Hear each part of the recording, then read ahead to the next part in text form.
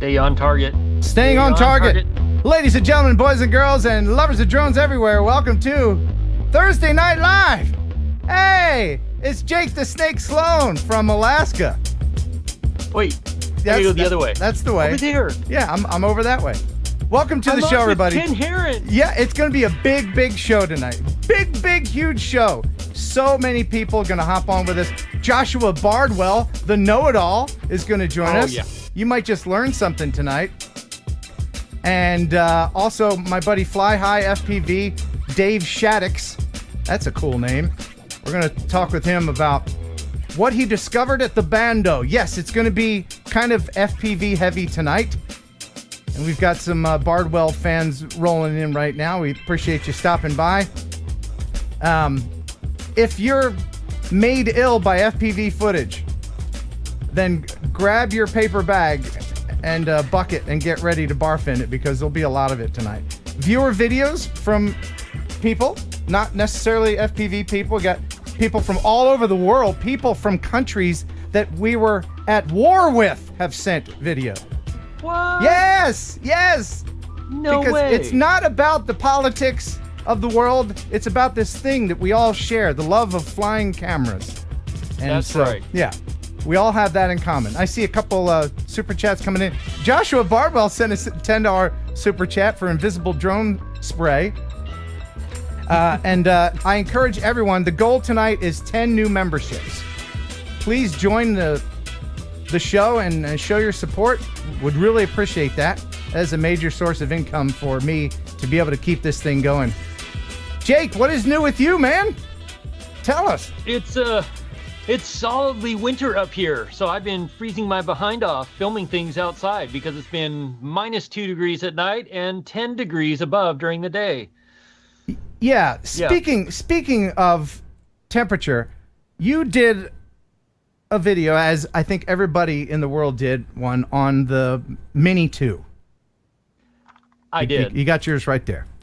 Yes. And it's an awesome little drone. I'm going to play a snippet from this, and then I have a question, okay? This is from your review. Check this out. For as small as this drone is, it is incredibly powerful. Not only does it shoot 4K, pretty good 4K, although it is a little bit limited dynamic range, but we'll talk about the camera here in a minute. But the fact that DJI says it gets up to 31 minutes of flight time, in my testing, even in cold weather like this, because it's about 20 degrees, I'm getting more like 24 to 25, maybe 26 minutes, depending on how it's going. You were wearing a T-shirt in 20-something degree weather. What is up with that? All right, look, I've gotten so many comments about that too on the video, because like half the comments on there are like, "Why aren't you wearing why is your jacket unzipped? Where are your gloves?" Yeah, exactly. Yeah, so it was like about 17 degrees, maybe. There was like a 10 or 15 mile an hour wind blowing. But I literally had like 3 hours of daylight and 3 hours before this blizzard front moved in. So I ran or hiked as fast as I could through knee-deep snow 3 miles to get to there so I could film. And then I had to run back. So by the time I got there and started filming, I was so hot from hiking over this 1,000-foot mountain pass and running through knee-deep snow that it was nice to really cool down. Now, the weather was affecting your speech. You could tell that your mouth was starting to freeze. Right, in there a little bit. My face was pretty cold. And you're wearing a T-shirt. You're a nut. I lived in Duluth, Minnesota, where it snows quite a bit, and I didn't live there long enough to acclimate. So every time it was like, I gotta go out. That's the other thing. I mean, you live somewhere that's cold for long enough, you do acclimate and you get used to it. Like. Of course. You get used to it. And I had underlayers on underneath that T-shirt, too. And speaking of things that we get used to the support from not only our new members, I see one there, but also from our sponsors. And our oldest sponsor, ladies and gentlemen, the Cadillac of processed meat. It is a pigeon, a jerky. You'll enjoy pigeon jerky, the Cadillac of processed meats. You'll enjoy pigeon jerky, and you'll give your family a treat. It's balanced nutrition to help them grow, and it's full of fiber to make them go. Here we go. You'll enjoy pigeon jerky, the Cadillac of processed meats. Yeah. Oh, thank you, Pigeon Jerky. A sponsor since 19... Speaking of pigeons and jerky, someone sent me an awesome picture. And I have to share this. This is from David Cuff. He says, "Hey, Ken, my wife Leslie and I love watching TNL. She found this picture, and it is certain that it is one of your products. It's a set of shoes. She appreciates that no part of a pigeon is going to waste while making jerky. I also wanted to call her out for consistently farting in the Raz." Here's the backside. "Thanks for the news and laughs you share with all of us. Thank you, David Cuff." How about those shoes, man? Man, I think those would be a chart topper for Christmas list this year. I think those would probably rate pretty high. I don't have a link in the description, but they looked pretty genuine. I know I should. Pigeon shoes for all the ladies, right? Before we get into the news, I wanted to thank everybody for their support here. Let me go back to the very beginning. I don't know if you know this, but I start the pre-chat right around noon while I'm still preparing for the show. And we got some great super chats from people. Rob Camardo with a $1 super chat. Gary H, $50 super chat. And that was in the pre-chat, yeah. Joshua Bardwell, of course, with his $10. He's standing by watching the show. Ben T, he sent plenty of super chats. One order of the invisible drone spray, please. And H. Burt French with a $2 super sticker. Stickers, I like stickers. And John Scott with the $10. Thank you very much. He says, "For all you do." Thank you. And a new member to the show, Ford Hippo, became a Heron Bird. Thank you so much. And Jenna C., who is not from Tennessee, she's in New York. $15 super chat. A toast to all the new members. And thank you, everyone. Now, on the show tonight, besides all the guests and wonderful FPV video with explosions, yes, there'll be explosions, I'm going to be giving away some prizes tonight, including filters, ND filters from Freewell Gear, freewellgear.com. They provide these wonderful filters for any kind of camera or drone. Go on their website and check them out. They have been a sponsor for a long time. We appreciate them. And I went into the prize closet. Do they make good? Freewell makes some great filters. Yeah. I have abused mine up here, and they are still going strong after years of use. Yeah, they're very well made. They're like no plastic. It's all aluminum glass. It's very well crafted stuff. Now, speaking of so crafted, I'll just tell you up front, this is not a very pricey thing, but I'll be giving this away. The iSteady Pro 2, which I assume is better than the one. But this is a gimbal for an action camera. I mean, it has to be better than the one, right? Sure, yeah. Why would there be a 2 if the one was great? The one is garbage. Probably at yard sales all over the country. But we're going to play a game. Is way better. We're going to play a game with Jake later on in the show. I don't know if I should say the name of it because I don't want you to be prepared. We'll learn a little bit about his great state of Alaska with this game and give everyone a chance to win that that average, the slightly above average, better than the one, iSteady Pro 2. All right? Slightly above average. Slightly above average. But right now, I know everybody's waiting for Jeff Sills, so let's head on into the Drone Newsroom. Stop the music. It's time for news. Let's head on into the best drone newsroom on the planet. Everything you ever want to know about drones and news and stuff like that there. Jeff Sills, what's happening, man? Got a whole variety of news this week. So, first of all, tonight's drone news is brought to you by GPC Custom Drone Cases, providing you with the highest quality professional cases so your investment is always protected when it's not in the air. Custom cases are also available by request. GPC, designed for life. Be original, be blue. Don't forget to use discount code TNL10 for a 10% discount on all purchases at goprofessionalcases.com. Link in the description. Link is in the description. And as always, at the end of the news, we'll pick 3 people to win this GPC SD card holder. Because you know you got SD cards just lying around all over the place, right? They fall in the cracks. They're down in the couch. Anybody with a drone has got to have at least like 30 SD cards sitting around. Right. So at the end of the news, we'll pick out some winners. And thank you, GPC, for sponsoring the show. All right. So to start things off this week, we had a bit of bad news. Vince Reffet is Jetman, is his title. He was one of the guys that flew the jet packs in Dubai. Was killed in a training accident on Tuesday. Yeah, this is very sad. I think he was only like 35 or 36, but he's done some amazing things. He jumped off. He dove off of the top of the Burj Khalifa. I don't know how to say it, but that's the tallest building in the world there.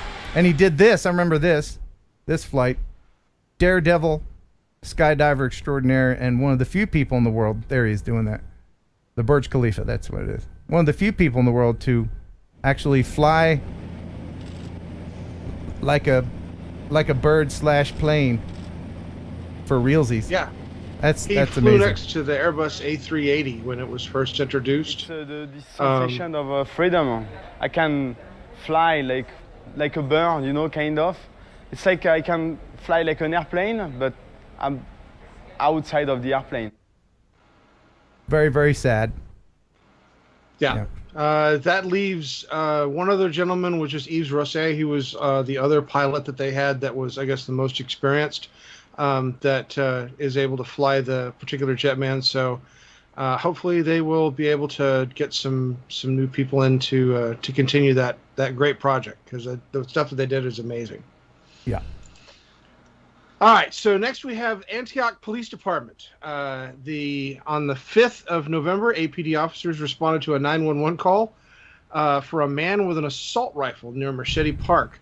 So they deployed their drone and used the drone to actually follow the suspect without him knowing it, to try to determine what it was that he was actually doing. And it also gave them time to get the SWAT team in the area and en route, to keep track of where he was. And once he actually started, I guess, heading back toward the park, that was when they decided that it was best to go ahead and pull him over, so to speak. Did he assault somebody? What's I mean, because know you're in Texas, Jeff. You could just walk around with an assault rifle. Well, yeah, no. A lot of states have the ability for you to carry weapons, and in this case, he was out carrying a weapon. People in the area called out of concern because it was near a park. What it was interesting, though, is what it turned out was that it wasn't a gun.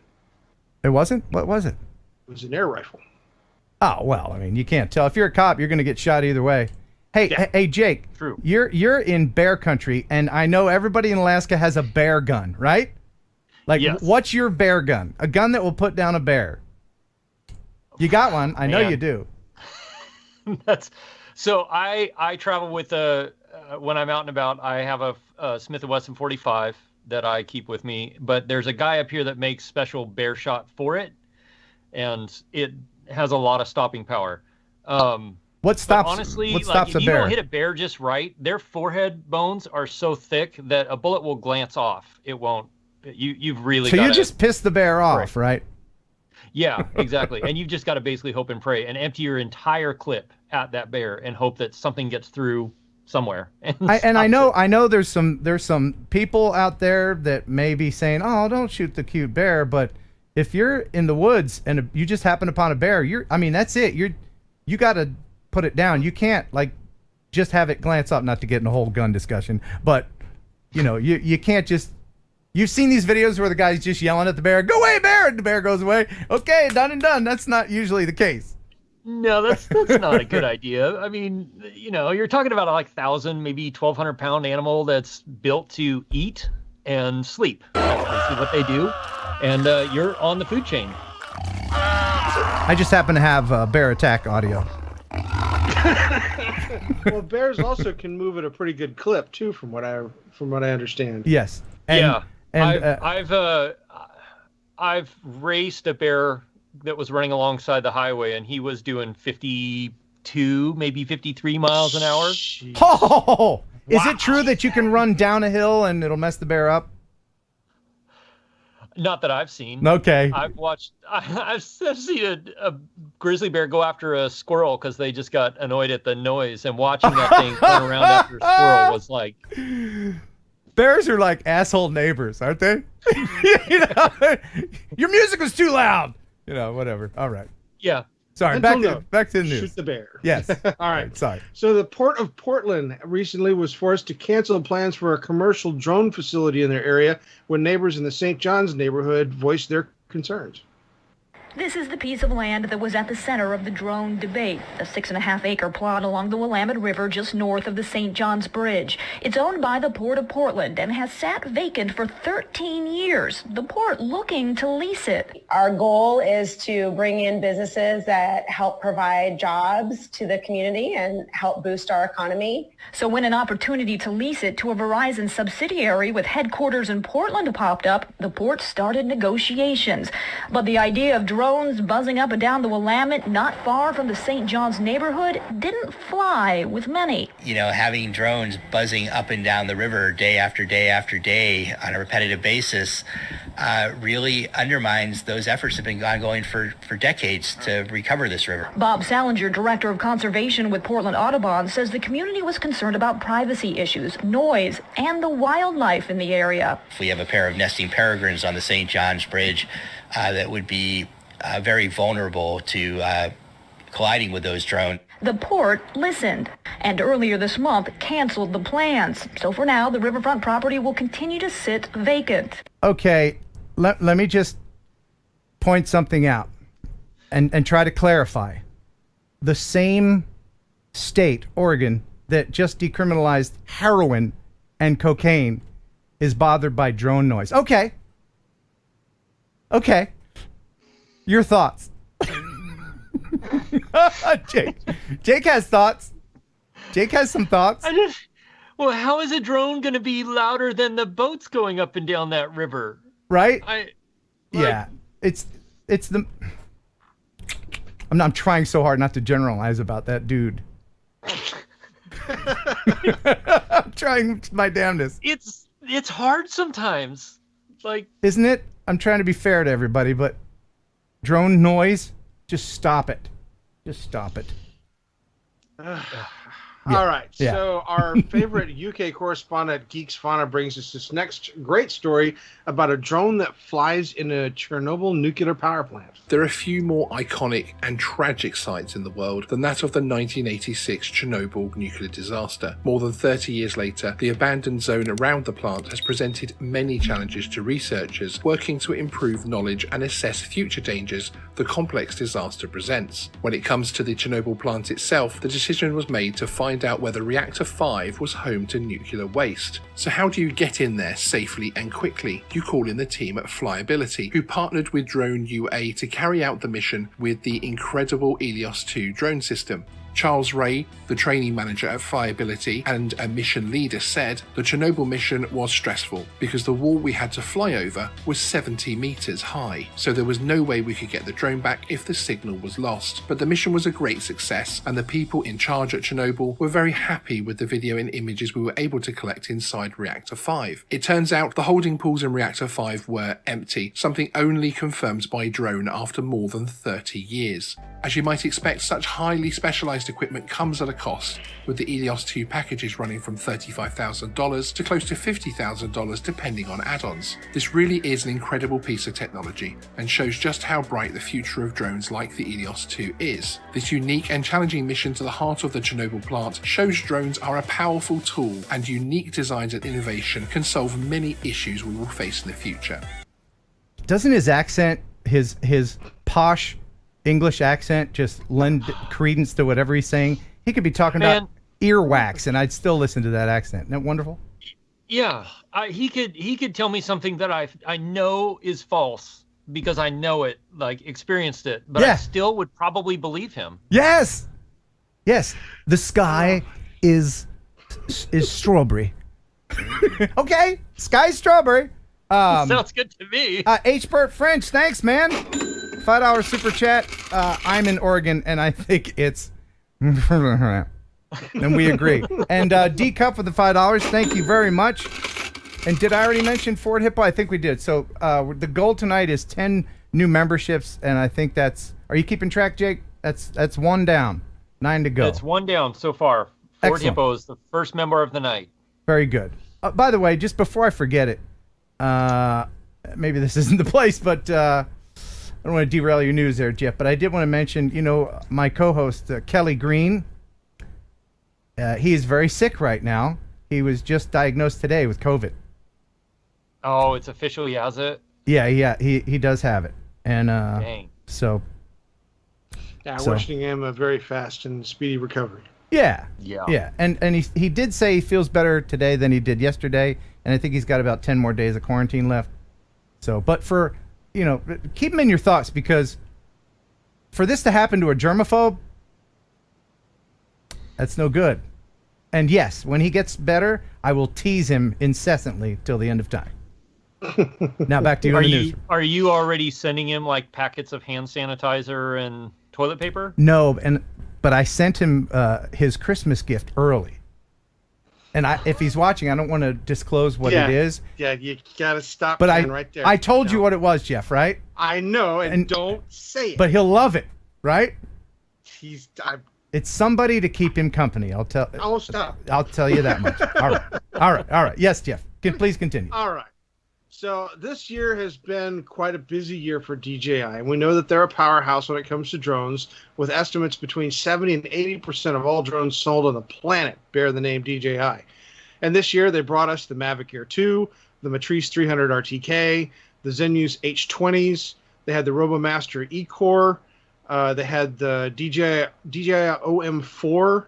They had the Zenmuse L1. They had the Pocket.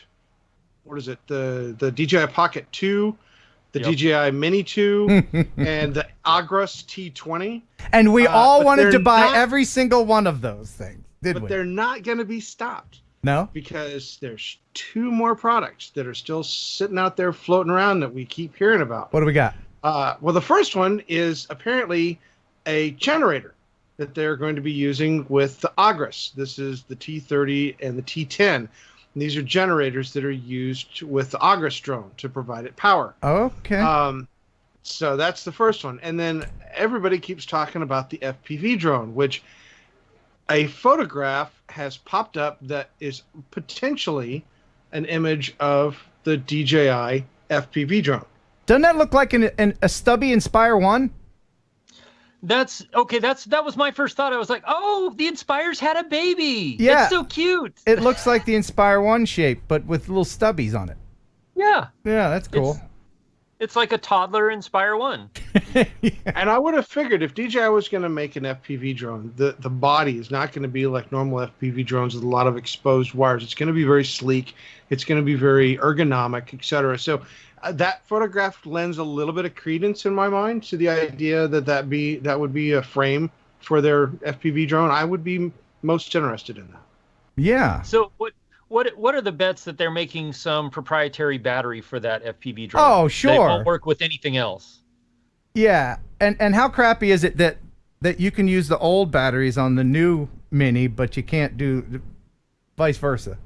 Yeah. That's kind of... Oh, and let me just mention something very quickly. This is OcuSync 2, is it not? It is. Why doesn't it work with the damn goggles? Right? Why? Everything else does. That pisses me off. Everything else does. And with a firmware update, it can change. I suspect, this is just I don't want to start any kind of rumors or anything. Yeah, I do. But because the Mavic 3 is set to come out, they're going to have the Mavic 3 come out. Then, when interest on this starts waning, then they'll be like, oh, guess what? It's cooler now. Now you can use it with the damn goggles. Yeah, exactly. I'm hoping they update the firmware for this little guy to be able to use the smart controller, because it's OcuSync 2.0. It should work, right? Right. It makes sense. But they don't call us, do they, Jake? They don't. No. Anyway. I think they call 51 drones, but not us. Yeah, 51 drones, man. What's up with that guy? No, he's awesome. I love 51 drones. He is. I think he's got a lot of new subscribers. I think pretty soon he's going to be 52 drones. So good luck to him. Thanks very much, Gary. Good job. All right. So drone shows have become very, very popular. Of course, we had the recent record-breaking light show that had 3,051 drones in it. And most of the times we get excited when we just see 100 drones. Recently, Volkswagen decided to have a promotional, event where they used 2,000 drones in perfect sync to make essentially a visual billboard. Holy crap! I have not yet seen a cluster drone show. I really want to see one. I haven't seen one. Me too. I want to do that. You want to fly FPV through the show? Oh, yes. Yeah. Who got that job? You know? Oh my gosh, that would have been so fun.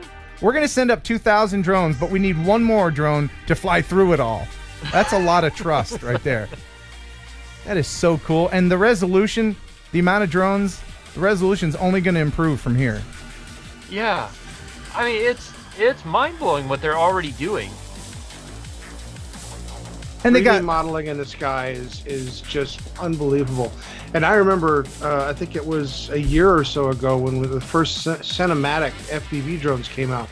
And I made mention on the show that I thought that there's going to come a time where you're going to merge the cinematic drones and the FPV drones together and make products or make videos like this where both are augmenting each other. And that is a perfect example. And they got lasers. I love lasers. Man, cluster drones and lasers. Can't beat it. That's awesome. No. They just need a force multiplier now, and they'd be like, that'd be it. Force multiplier. Oh my goodness. Hold on, I got to back up this. I saw it out of the corner of my eye. Look at it. Look at this. Here's them launching it. Look at it. Oh my God. I think I could watch the cluster drone channel. Yeah. That's amazing. All right. Yeah. So the next one that we have is out of Tacoma, Washington. Tacoma, Washington, the City Council recently passed Resolution 40658, which supports responsible recreational drone use in the city of Tacoma. The city manager establishes this point of reference as, I guess, a combination of them challenging some of the confusion about federal laws and regulations surrounding recreational drone use. And so they came up with this resolution. And they also had Resolution 40658 that passed their council, which means that this is something that's in place. Now, as for the specifics as to how it deviates from the FAA rules, it doesn't really that much. It sort of mimics them.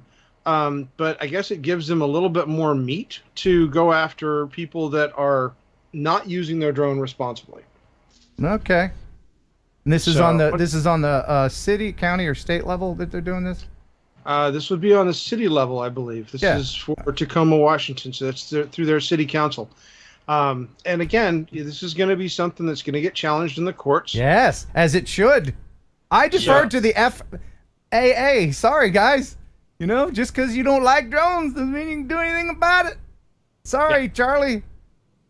So if you go out and search for the Tacoma Passes Resolution, there's actually a video that has the council members discussing this through a web form or a Zoom meeting. And so if you want to get more details as to how this went into place and what they were talking about, I always recommend watching the videos. Okay. All right, so next we have some drone footage that captures a recent overflow of a dam in North Carolina. Oh, yeah, this is pretty amazing footage. Yeah, millions of gallons of water flowed from Lake Hickory to Lake Lookout due to heavy rainfall in Catawba County in North Carolina. Drone footage captured this footage of the Oxford Dam going into overflow in Conover on November 12th. Would you drive over that little bridge down there? I don't think I would. It looks like it's still open. I don't know that I would. Yeah, I don't think so. You never know what water's going to do to the ground that those pilings are into. I'd fly my drone over it, like this guy did. Oh, for sure.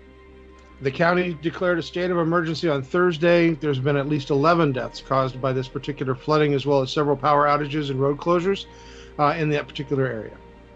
Wow. What did we ever do before we got this awesome drone footage of every natural disaster? What did we do? There's some schmuck on the shore pointing a little A clips. Magnavox VHS camera. Remember those? A Super 8. If you were lucky, they had a camera and a helicopter. You never know. Yeah, I happen to have this here because I was transferring some video off it. Anybody remember these? Yeah. Yeah, this is a RCA with a dual battery system, and then you go like this, and you go, "Hey, it's the '90s." All right. And it's got a little actual cassette in here. I don't even know if it'll come on. Now I got to plug it in because it's old. But it goes, and the cassette pops out. Yeah, I had a Sony Handycam myself. Yeah, it uses. Hold on, it uses these. Oh yeah. Hey, millennials, you know what this is? Oh wait, that's my wedding. Okay, gotta erase that. What do you have there? What do you have there, Jake? What's that? This is my first film camera. You know, from 1892. What is? Oh, I see. Yeah, does that work, or is that just kitsch to have around the room? No, it was my grandfather's. So. Oh, that's nice. It's cool. Would it still work if you tried to use it? Man, if you could find film for it, it probably would, because all the mechanics still work like it should. That's great. That's a great thing to have around. Check online. Cool. There are some companies that I've seen that make film for those old cameras. It's not cheap, but you can get it. So. Well, hey, thanks to Metro Drones, we can afford some of that film. Thank you, Metro Drones, for the $20. Happy TNL droners, and thank you, Metro Drones, for the support, as always. Leonard Oglesby with a $5. He says Mavic Air 2 just had a firmware update to that version there, with, among other things, adds the Mini 2 to the MA2 controller. Oh, I didn't know that. Is that right? Does anybody know about that? Yeah, they like yesterday, I think they pushed that update out. So you can now fly the Mini 2 with the Mavic Air 2 controller, but you can't, as far as I know, you can't fly the Mavic Air 2 with the Mini 2 controller, even though they're basically identical. Huh. Well, that's cool. And Mark H with a $10 super sticker. Thanks, man. Stickers, I like stickers. Yes, I do. And John Dunn. Look what John Dunn did. Thank you, John Dunn. $5 super chat. Good question to ask real estate agents to see if they are interested in aerial shots. Meeting with some tomorrow. Oh, how to approach real estate agents? I would just have a portfolio ready, a digital portfolio.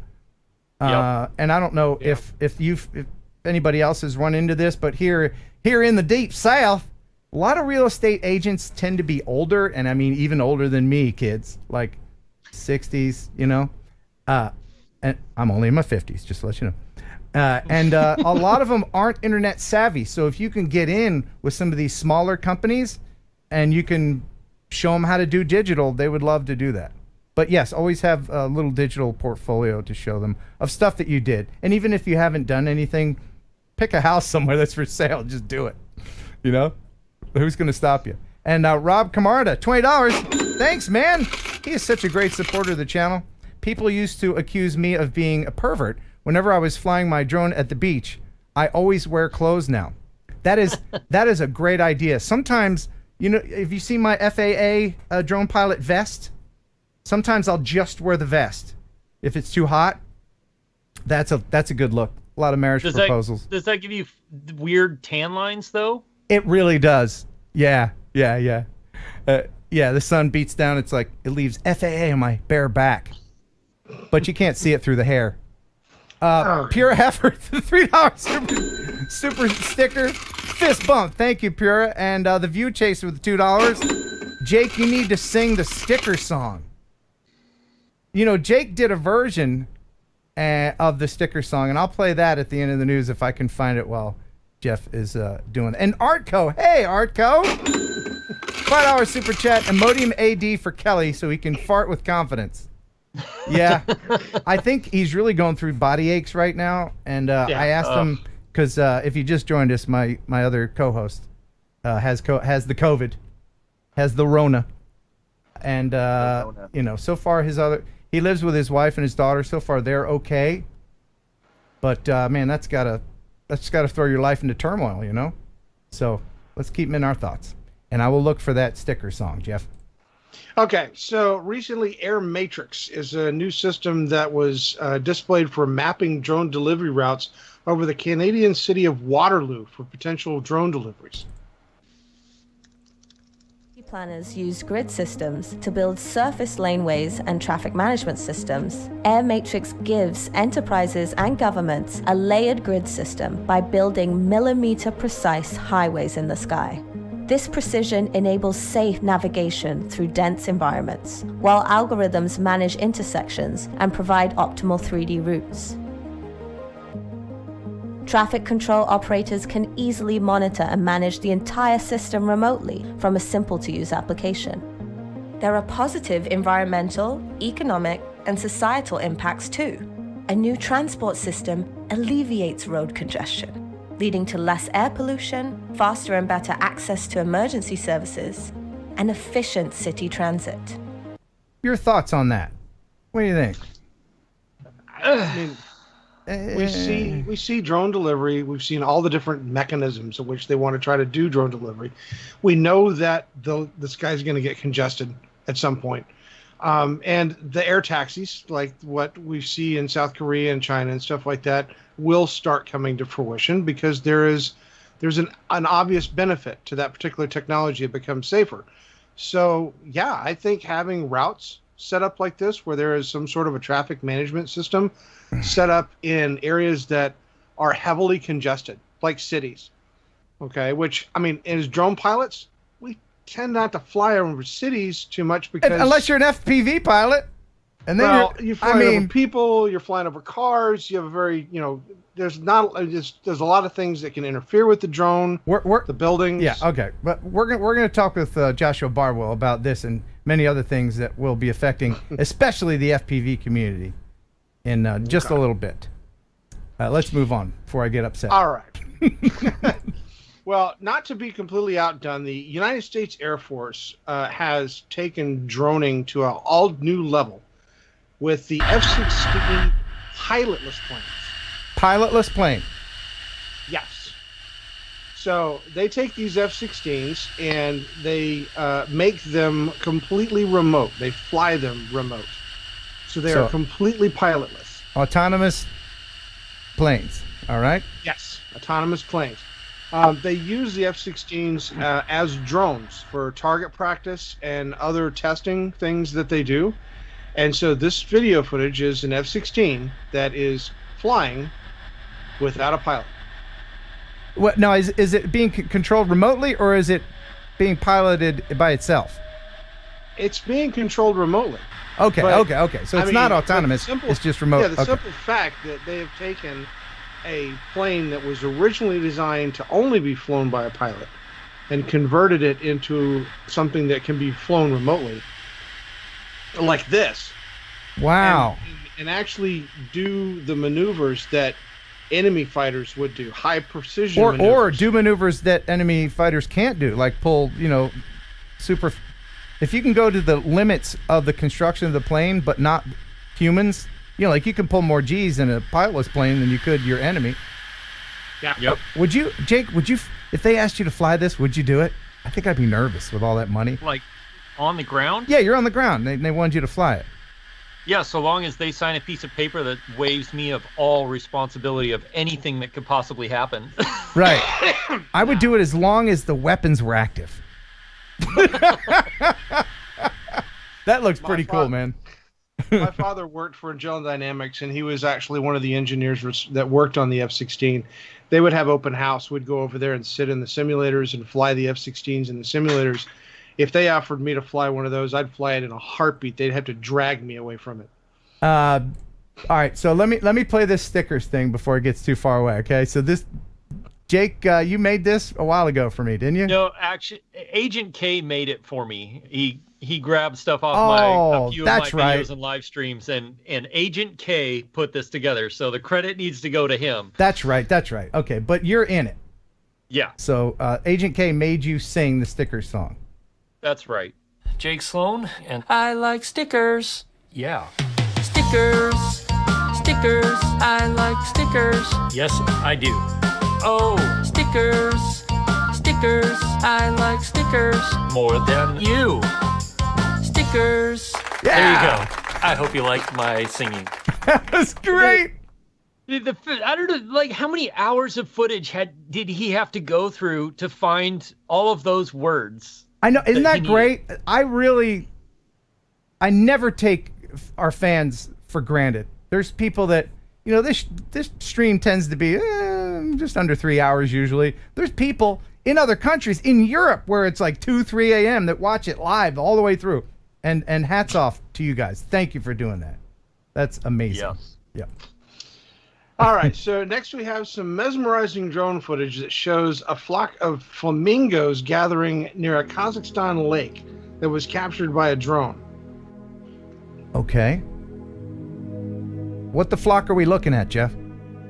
You're looking at several, I would imagine probably 1,000 or several hundred flamingos that this guy caught on this lake.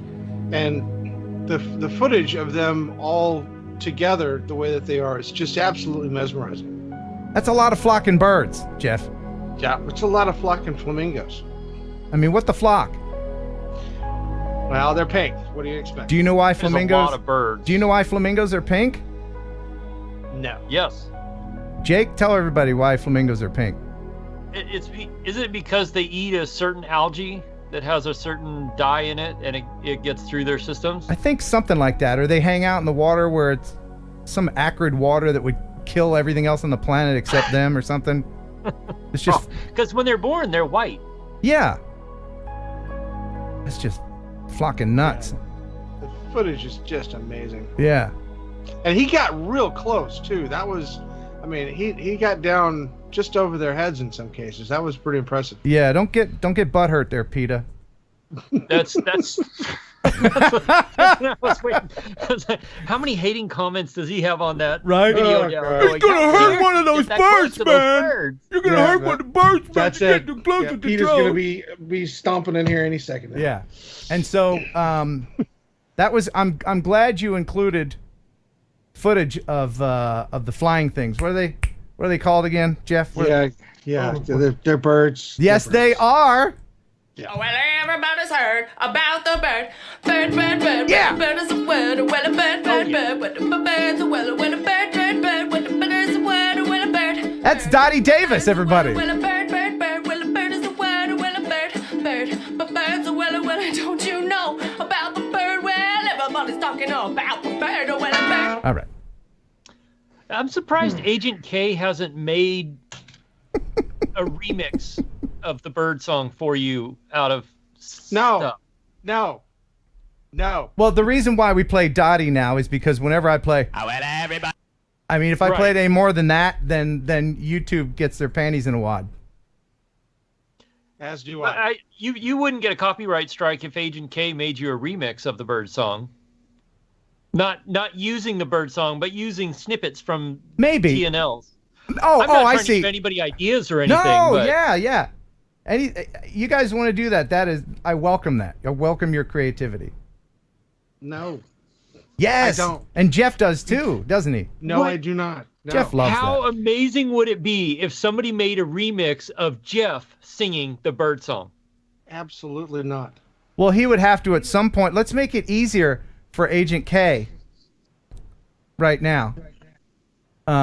So, Jeff, if you would just say, everybody's heard. All right. Agent K, good luck. Next. Yeah. Good luck. Next in the news, a Singapore startup F-Drone made history in the past where they were delivering drones or doing drone deliveries to ships, commercial ships, that were out in the harbor as well as at sea. They have recently one-upped themselves, and on November 1st, one of their drones actually delivered a commercial delivery to a ship at night. Okay, cool. And? Well, this particular drone flew a 5-kilogram load for 50 kilometers, which extended the reach of the original flights. It was completely autonomous. The system detected the ship automatically, and then using, a target on the ship, the drone lands itself.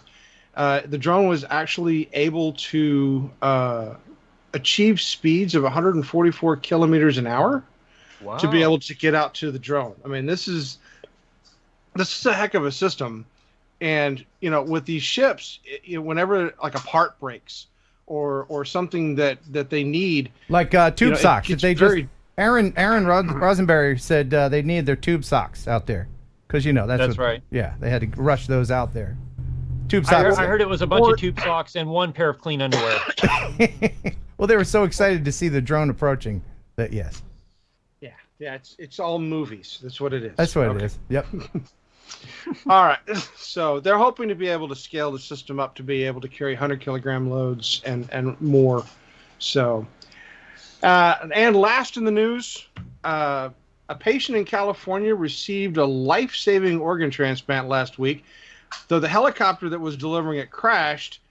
And as part of the helicopter crash, we have some more footage. Yeah, check this out. Pieces of video we want to show you, but basically they got the heart out, and you can see them taking it to the doctors here on top of this Keck USC hospital in downtown LA.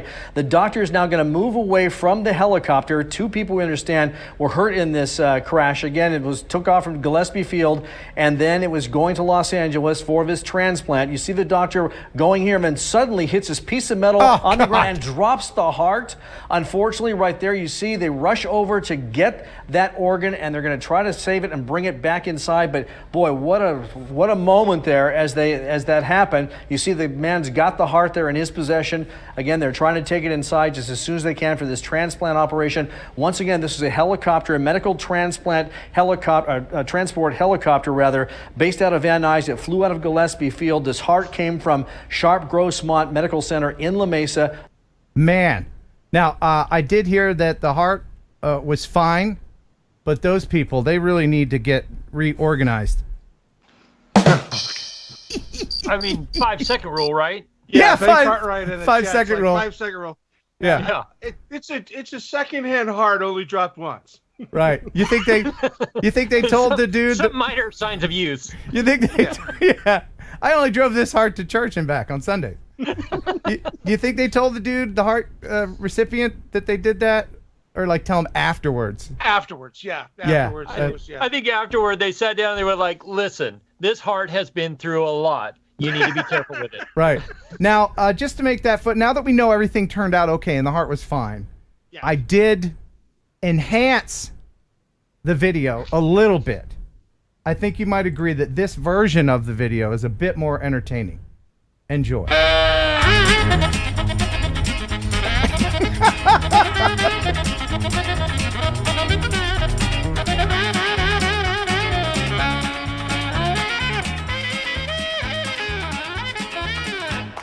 Thank you. Thank you very much. I like how there's a person with a rolling suitcase and a backpack there that like offers to help the guy who's carrying the heart. Yeah. Once he got inside, the Keystone cops helped him bring the heart down to the patient. Wow. Luckily, the people in the helicopter weren't injured. I was really surprised when I first saw that story that the helicopter actually landed on the pad, because if you notice, that was on the top of the building. I mean, if that helicopter had drifted one way or the other, it was going to go off the side. It would have been a far worse situation. That could have been really bad, and then we couldn't joke about it, but thankfully we can. All right. Yeah. Awesome, Jeff. And that's what I've got for you for the news this week. Yes, this news has been sponsored by Go Professional Cases, GPZ, Designed for Life, Be Original, Be Blue. Don't forget discount code TNL10 for a 10% discount on all online purchases at GoProfessionalCases.com. All right, very good. And now, ladies and gentlemen, come on down. Pick me, pick me, pick me. 3 lucky people will win this GPC SD card holder.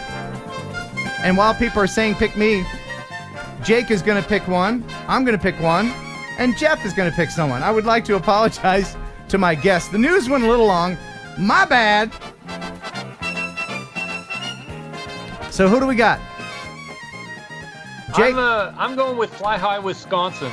No, wait, never mind. He didn't say pick me. He said something else. Oh, he did? All right. Well, pick someone else that said pick me. I'm going with Lake Pilot. Lake you kicked mine. You Oh, okay, all right. And who do you got, Jeff? Go with Tripod or Triprot. Triprot. That's the guy that loves to hear me sing. Ooh. Yeah, and I'll send you a CD of all my favorite karaoke hits. And I'm gonna pick Carbon Cage FPV. Congratulations to you guys. Now you can. Everybody else can stop saying "pick me, pick me, pick me." Give me my bandwidth back, and we'll be good. All right. Awesome. Jeff, thank you so much for all of the wonderful news.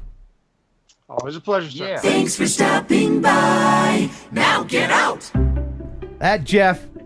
Gotta love that Jeff, and don't even you? even the not so wonderful news, because there were a few things in there that were not so great, but There were a couple stinkers. Yeah. But, all right. So, gonna bring Joshua Bardwell in here in just a moment. But first, we gotta bring Fly High FPV, my friend Dave Shaddix in. I fly with him in Birmingham, Alabama. And while I bring him in, here is Jake with an Alaska dad joke. oh man. Okay, so I've been preparing for this. I feel like I need to like stretch out and stuff. Yeah. But so I got two. One, because I'm a dad, so of course all these are going to be dad jokes. Right. But the first one is, when does a joke become a dad joke? When? When it becomes apparent. Ooh. Alexa, tell me a joke. What did the cocktail say to the swizzle stick? What? You stir something inside me. I don't know. Who you think won that? I think, Jake, you might have won that. Let me know in the chat. I feel like mine played on two levels there anyway. True. Hey, everybody. It's Dave. Fly High FPV. Welcome. Hey. And I thought I had... Okay, there you are. There you go. Thanks, man. Thanks for being on the show. Anytime. Now, of course, freaking Wirecast. Got to bring Jake in. While I'm doing this, tell me about the people that are walking in on you right now and photobombing you. Who's photobombing you? That is my sweet, sweet little girl. She is already a budding pilot. Does she 4 fly? years old, and she's already flying the simulator. She's got a tiny whoop. Oh, excellent. There we So, go. all right, there you are. Man, Fly High, my son, who's 9, he started on the simulator, and then he saved up his money and he bought a Tiny Hawk, fly set with the goggles and everything. He's going to be an incredible pilot. I don't know if your daughter's the same way, but it's just natural for him now. It's full throttle, everything, and he just zips around everywhere and doesn't hit anything. Well, he hits stuff occasionally, but it's not, We all crash. It's okay. Yeah. We all crash. And everybody crashes. I appreciate you letting me tag along on your FPV Bando adventures, even though I kind of sometimes bring the mood down because I don't know what the hell I'm doing in there. You guys are zipping all around. I'm like, okay, maybe I'll go through this giant hole, But oh man, it's a blast. There's nothing like watching you go full throttle into a concrete post. I did that. Well, when you're with experts, you tend to like, I'll send it. What the hell, And I sent it right into a concrete pole. It was incredible, man. Yeah, it was still a fun day. I would watch you do it again. It's still a fun day. But the reason why I'm having you on is because you have an incredible story about this Bando in Birmingham, in the Norwood area. The hospital, Caraway Hospital, is abandoned. And if you're on my channel, you've seen me do a few videos there. It is in bad shape. It's only been closed since 2008. But, the pirates, the copper pirates have gotten to it. I think they have some permanent homeless residents in there, and it's just fallen apart. But it's a great place to fly FPV. And recently, while you and, Bama FPV, Brian? Bama Drone, Micah Ward, Josh Villegas. We had about 5 or 6 pilots out that day. Okay. Somebody had a crash, and you went to retrieve it, and then along the way, you found something incredible. And I'm going to play the Instagram video, and people know I hate vertical video. It's the bane of my existence, but for some reason, Instagram can't figure out how to do horizontal video. It's beyond their capabilities. I know. So I apologize in advance if anybody's triggered by vertical video, and I also had to edit out many bleeps. But enjoy this. This is incredible. And then he has a follow-up on this. But check this out. Hey everybody, we're still at the Bando hospital and gonna help Brian go get his quad. Can you see her down there? He was ripping his ass all the way up there and hit the top somewhere and fell all the way down. We're gonna go for a little hunt. They got it detonated, dude. They got it wired up for explosive. Are you serious? It looks like it, don't it? Oh, dude. Wait till you see this. Dude, look at the walls and everything going through there. Come on. Dude, that is totally what that is. Isn't it? Hold on, shine your light in here. Dude, this shit is wired up. Look to at be that. Detonated. Whoa. Hey, shine your light back. Walls full of det cord. Holy shit, dude. No smoking. Oh my god, that's so freaking crazy. Brian dude, this building is wired to be detonated. They're totally blowing this shit up. Oh my god, dude, that's fucking crazy. But how can I get away with that? Voltage, right?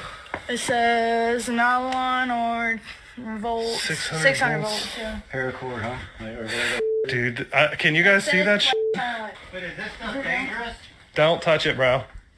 That's not the explosive, is it? They're gonna put the thing in there, right? Or what? I think it's already in place, dude. Don't they inject it? Don't they stick it in there? Dude, it's already in place. They've insulated it and shit. It's all live, I think. All they need is to connect it up to power. Woo! There's no way I'm flying down that hallway, bro. With them blowing up, going off behind you. That's one of the days you pick up that insurance for your quad, right? Yeah, I'm gonna pay for $45 worth of insurance and then send it down an exploding hallway. Wow. So I saw that and I was like, how did you guys get in there? Did you jump the fence? Because if they're going to demolish the building, there's going to be a fence. And you must have been bleeping your pants at that point. But then you discovered something, didn't you? So we've been going through this place for a long time, and there's never any fences. They'll put up a little fence of a part of the building, and they'll clean some stuff out underneath. But when my buddy was out a week ago, and they've been talking about bringing this building down for a while. There's rumors that it's going to be sold, and they're going to rezone it and redevelop the area. And this is like the 5th project they've tried to get in there to actually redevelop. But this time, we talked to some guys like a week ago that were there and told us, don't come back for 3 weeks. We're filming a movie here and they're going to blow the building up. So they're filming a movie. So that was an action flick. There's a boxer named Vargas who's supposed to be in it, and he's going to be, running away from the explosion, and then they're going to drop the building behind him. So we're like, we got to get there. I want to film that when it drops. Right. So what you ran into was not real det cord. It was just prop dressing. I believe so. So what's going to happen is they're going to film that part inside with the actor, and then later film the building actually going down and include it in the movie, which is smart. Now, I used to live in Birmingham for many years. People kind of still know me there, so I'm going to try to use my connections and get hooked up with this company to see if now, as much as I would like to fly a demolition, I'm probably not skilled enough to do that. So if I can get permission to do that, then certainly I would want you, Mr. Fly High, to film that. And wouldn't that be fun? It'd be so much fun. Yeah. I'll send. And I'll get the $45 worth of insurance. Yeah. You want to get Verifly that day. Oh, man. Won't that be sad to see that go, though? How many times have you flown to Caraway Hospital? A lot. 20 times, I'd say, in the last 2 to 3 years. That was one of the first major bandos that I went to, and it was the reason I had to get Crossfire. Because before it, I was just falling out of the sky. My first time there, I was going like 60 miles an hour through the parking deck, and my radio just disconnected, and I lost it big time. I broke like 3 motors and 2 arms and ESCs and a VTX and a GoPro all at the same time. It was like totaled. I went through that building for years before I got into FPV, just because I like history and exploring and meth heads and mold and asbestos. I love all that stuff. But if we were able to secure permission, I hope to come a little close to what Drew Camden and Rotor Riot did. Did you see what they did? I'm going to share it. I asked Drew if I could play a little bit of this. And so this is what it might be like if we're good enough. Check this out. This is Rotor Riot. Waivers, or the company has secured waivers with the FAA. We just provided my 107 number, and I need to set up my phone so that I can text him. Right when I take off, I need to text him, and then when I land, that also needs to be logged. So I've just got a text prepared here that says takeoff, and I'm gonna have my phone ready, and when it's time to take off, I'm just gonna hit the send button, put the goggles down, and go.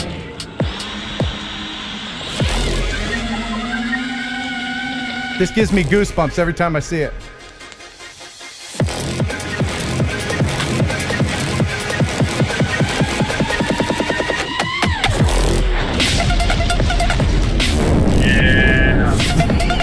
Yeah.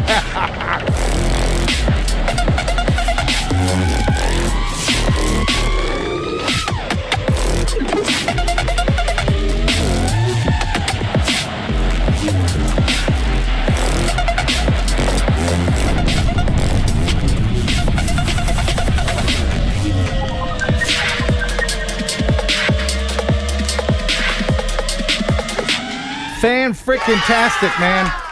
I spoke with Drew about that, and he really wanted to go under that stack as it was falling, but just couldn't time it right. You only get one shot, but it was still... Jake, what do you think about that? Have you seen that before, Jake? Yeah, I saw that, and I'm like, dear Lord, man, that is like, you got one shot, everything's happening within a few seconds, and you've got to nail it all at once. It's just insanely awesome. Yeah. So you think you're up to snuff there, Mr. Fly High? Yeah, man. Just got to get real close. Yeah, you got to get real close. There's a link to the original Rotor Riot video, the full length, in the description, so check it out. And there's also a link to Fly High's Instagram, and that's probably the best way to get a hold of you for your business. I see you've got quite a few bits of plastic there in the background. You want to tell people what you're doing? These are 3D printers. I've got a farm running here. We print all kinds of stuff like ducks for your Cinewhoops, GoPro mounts. We've got GoPro mounts that have ND filters. Even do like cases for your DJI stuff. Like you got a mini Mavic, you want a tiny little case that'll actually fit in your pocket and keep it safe. Like that's definitely what you want. I got one of those. All kinds of stuff, custom orders. Everything is made on demand. And what's your website if people want to check you out?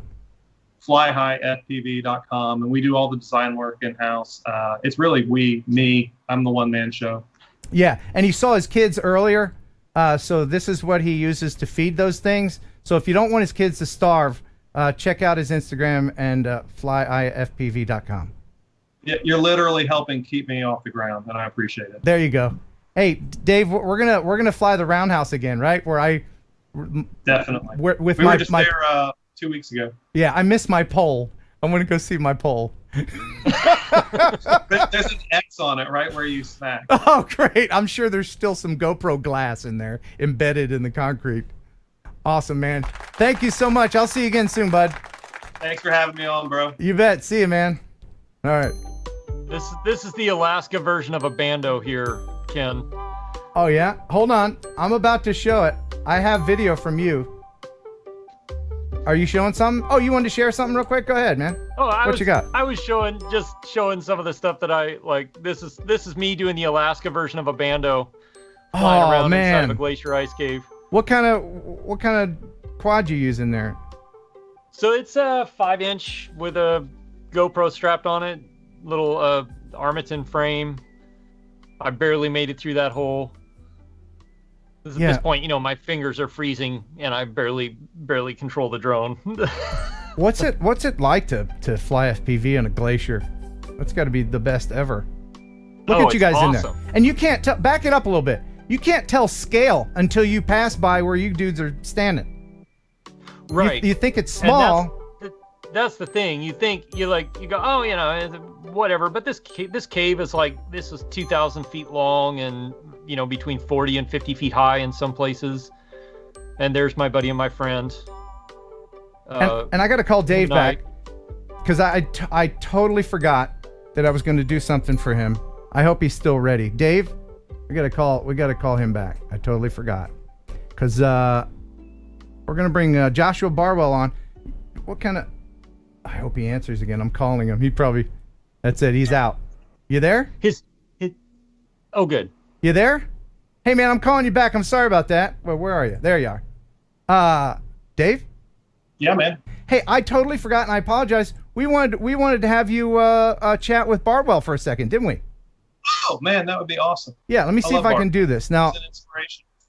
yeah, he is inspiration for a lot of people, so hopefully I don't break Wirecast. Yeah, because it's You're going to try it. Man, you're going to open up a hole in time here. Yeah. 4 people on Wirecast at the same time. Yeah, I'm messing with the continuum for sure. But here is Jake with another Alaska joke while I bring in Joshua. What do you do if you need some info about Alaska? What?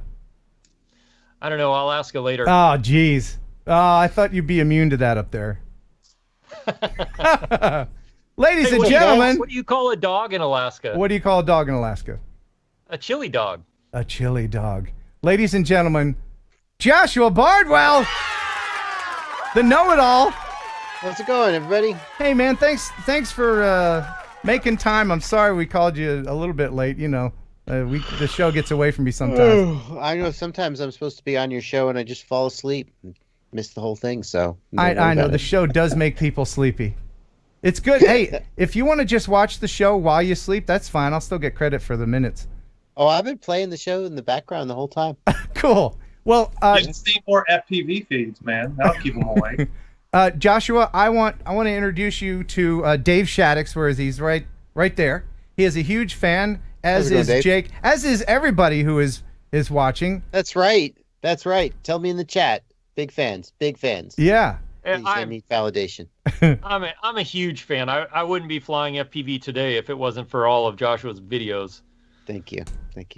I'm sure I made you like $5 on YouTube ads from all the videos I watched. That's awesome.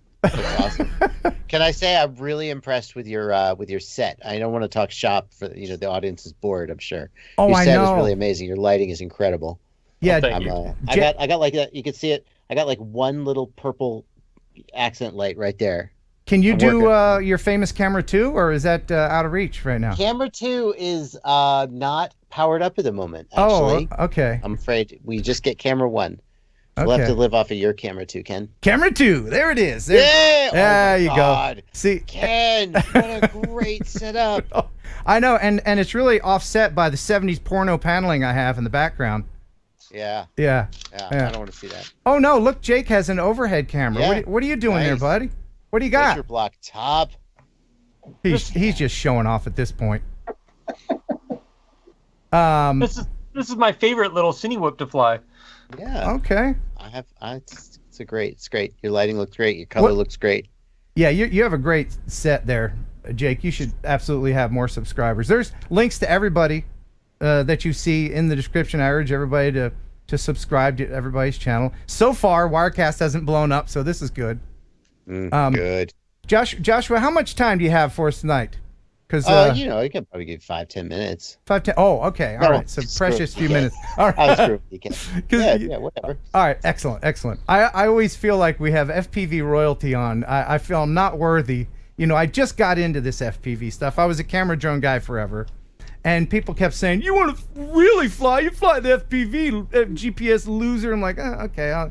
And then I tried it, and I was like, hey, this is fun, crash, not fun. Hey, this is fun, crash, not fun. And then one day, I didn't crash, and I was like, okay. And then acro, and I was like, okay, yeah, acro, this is great.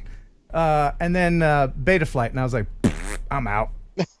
But I think I saw the video where you were flying acro, maybe not for the exact first time, but for one of the first times. Yeah, but you delve deep into the stuff that we all need to know about, and we appreciate the hell out of you doing that. Well, thank you. Yes. Yeah. When Joshua makes even beta flight easy. Yeah. Well, I mean, if they didn't make it so complicated, I wouldn't have a job. So I guess I have to say thank you. Well, thank you for explaining it all. When a new release of something technical, like new beta flight release comes out, you're like, all right, and then you dive in all afternoon. You're like, oh, it does this and the flippy doos and kind of. I try to find. I go through the release notes, Mm-hmm. so I can see the key things that they've added. I'll usually do a release overview to bring people up to speed, and then I always try and do a build with a setup tutorial on the new version. So those are things I tend to do every time there's a new release. There should be a new version of Betaflight coming in. I think it's slated for January 4.3, maybe not quite January, but after the new year. So get ready to just feel dumb again. Yeah, and what is it going to be a drastic change from before? Is there all new things in there? It's never a night and day change. There are a few things that are better, but they've kind of got it dialed in where they want it to be in large part, and now they're focusing on little things to make it better. And you get excited over this stuff. And I have in my soundboard a clip of how excited you get. I know you've heard this before, but this is from one of your videos where you're just Betaflight does this with the OSD now, and you're like, oh. I should make it my ringtone, like, oh my god. So we thank you. We all have to get excited about something, I guess. Yeah. Now, speaking of getting excited, you're involved with a project that and I watched the trailer for earlier. It's Flow State. You want to talk a little bit about that real quick? Yeah, there's this guy. His name is James Christensen, and he is making a documentary about FPV. So maybe not for your audience, and actually no, I take that back. I'm a terrible pitch man. It is for your audience, because the thing that I am most excited about this documentary is I'm excited about the fact that somebody who isn't in FPV can watch this documentary. Like you watch a documentary about the freaking sushi chef and you're like, yeah, I don't know anything about sushi, but this is fascinating. Sushi is so interesting. I want, your mom, your sister, your aunt to be watching it and going, wow, FPV is so cool. Because we're in a time right now where remote ID regulation really threatens the existence of not just FPV, but all RC aircraft as we know it. And one of the goals of this documentary is to tell that story, of why, well, it does focus on FPV but RC flight in general is so freaking important and so freaking interesting, and why it needs to be protected. Yeah, I think if the more people knew exactly what the hell it was, then they could appreciate it more. And that is the goal of this, isn't it? Is it not? Well, there's a moment that sucked everyone who's in FPV, that sucked you into FPV. That moment where you saw some footage of a guy diving a building or flying over a mountain or doing a power loop or whatever it was. That moment, that video where you were just like, oh, I got to do this. This is amazing. And I think that one of the cool things about the film is that it hopefully, if the film gets out there, it will give that moment to a whole lot more people. Yeah, and I'm trying to save up my super chats to get a second pair of DJI digital goggles, because I want to, when all the COVID zombies are gone, I want to go on a road trip and visit like VA hospitals and old folks' homes and just put the goggles on people and let them experience this, just wherever I am. I'm not a spectacular pilot, but it will give people an idea of what it's about. Everybody wants to fly like a bird. Yeah. FPV is so powerful because it gives a sense of mobility, and I guess mobility is the word, to people who maybe aren't able to have that in any other way. Young kids, obviously some of them are into FPV, but a lot of young kids, they're doing skateboarding, they're doing whatever they're doing. And then eventually you get to be a middle-aged guy and your knees and your ankles and your wrists can't take it anymore. Maybe you got a couple broken bones.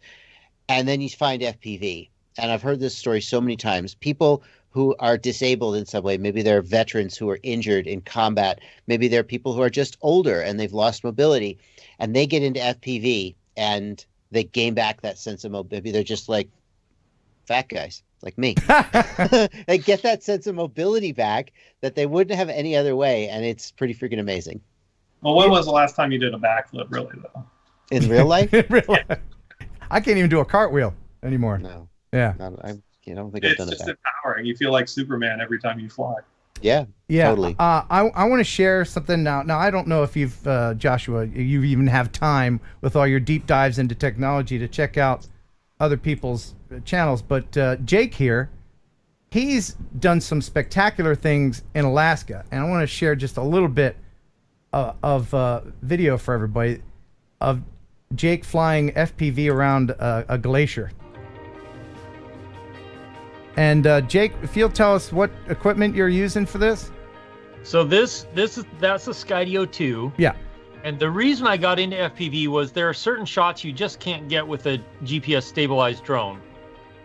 And like this kind of stuff, you can't do this with a stabilized drone. It just is not possible. And you don't want to stick a helicopter or an airplane that close to a glacier, because if anything goes wrong, you're dead.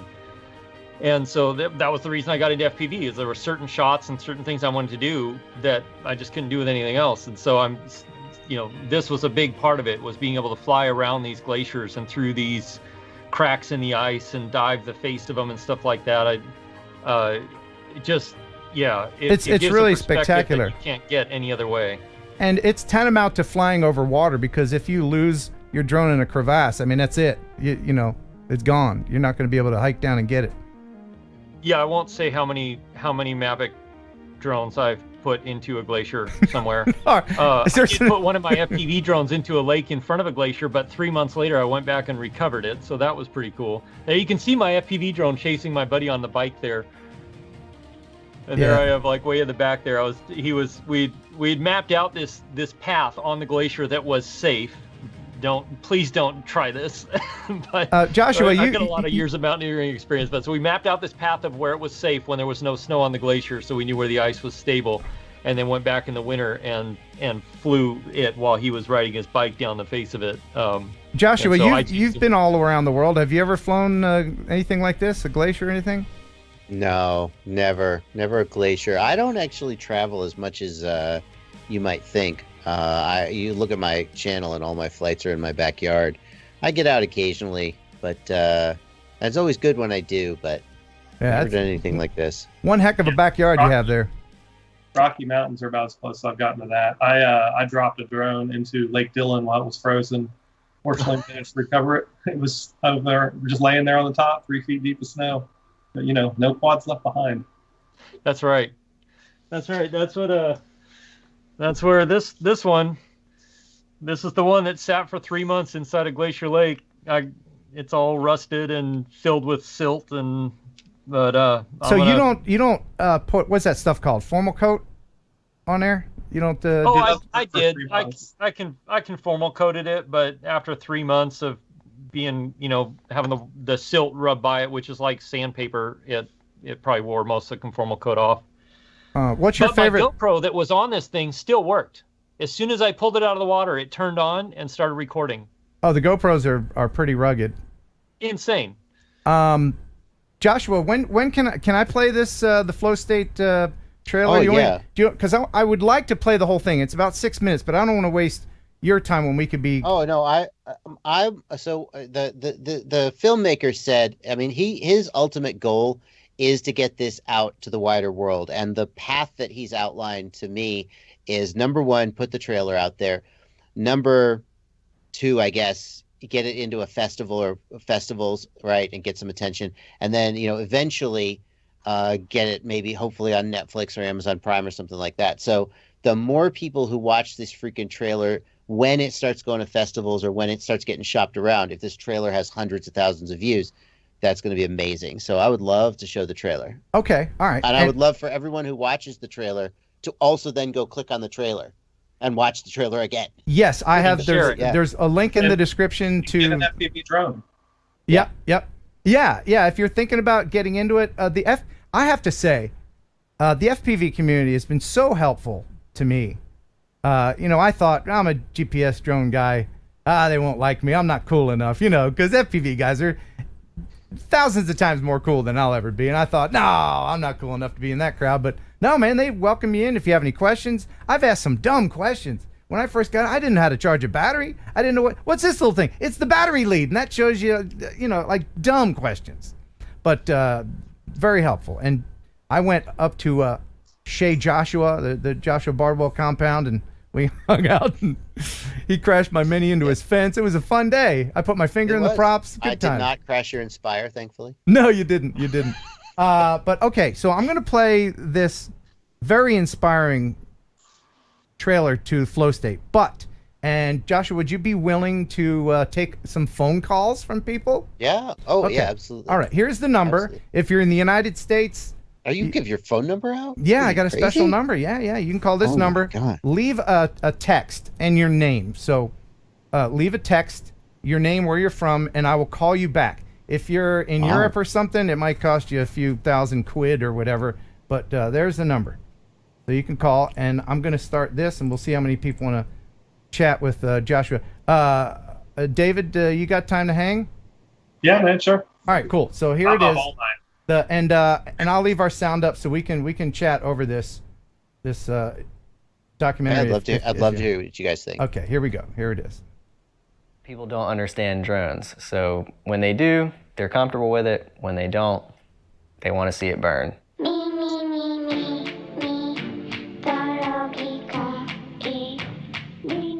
And then when you go out and see it in real life, it's like, well, that's freaking cool as crap. Do you remember the scene from Star Wars with the speeder bikes?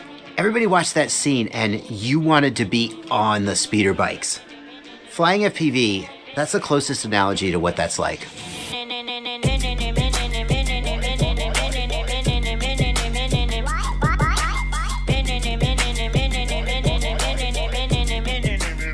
How hard was it to get Mr. Steele to not say the F-bomb in the documentary? I was not involved with his interview. James interviewed him. James said he was super nice. Mr. Steele let him spend the night at his house, made him breakfast this next morning. He said he was the cool. I'm going to give Mr. Steele a reputation for being super nice. He really is. He really is. James said he was super nice. James had some kind of a problem with some of his footage, and Steele had to reshoot some of it. Didn't mind. Mr. Steele was real nice to come on this show about a year or so ago, and he didn't know me from anybody. He was just nice enough to come on.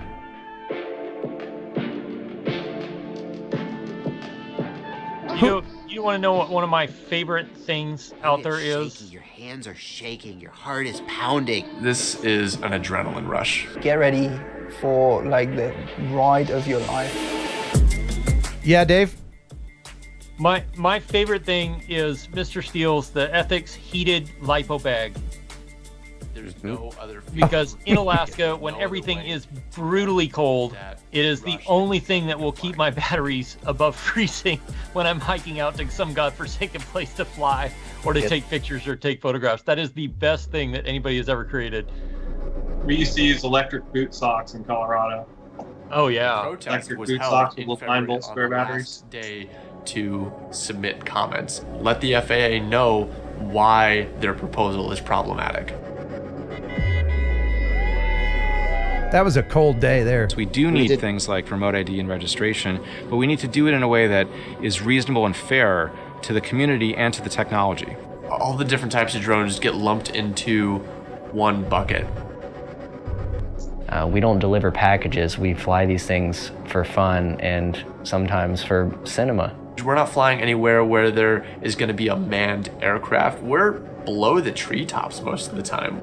Because I think they read a proposal that doesn't take into account their concerns and is not realistic for the kinds of technology they use. And we'll go back to Washington as many times as it takes to make sure that the world actually knows that, first off, we exist and that what we do is worth saving. I see the need for regulation to make sure people stay safe, but over-regulation is going to stifle any amount of innovation. Other countries are going to take off and run with this technology, and American innovation is going to die. The entire drone industry grew out of hobbyists. There was a whole group of FPV moms with their 13-year-old kids that were into this hobby. From all over the country, coming here to save their access to hobby flight. It may not end today. This may just be the beginning. We're going to protect our access to the sky, and we're going to do it together as one community.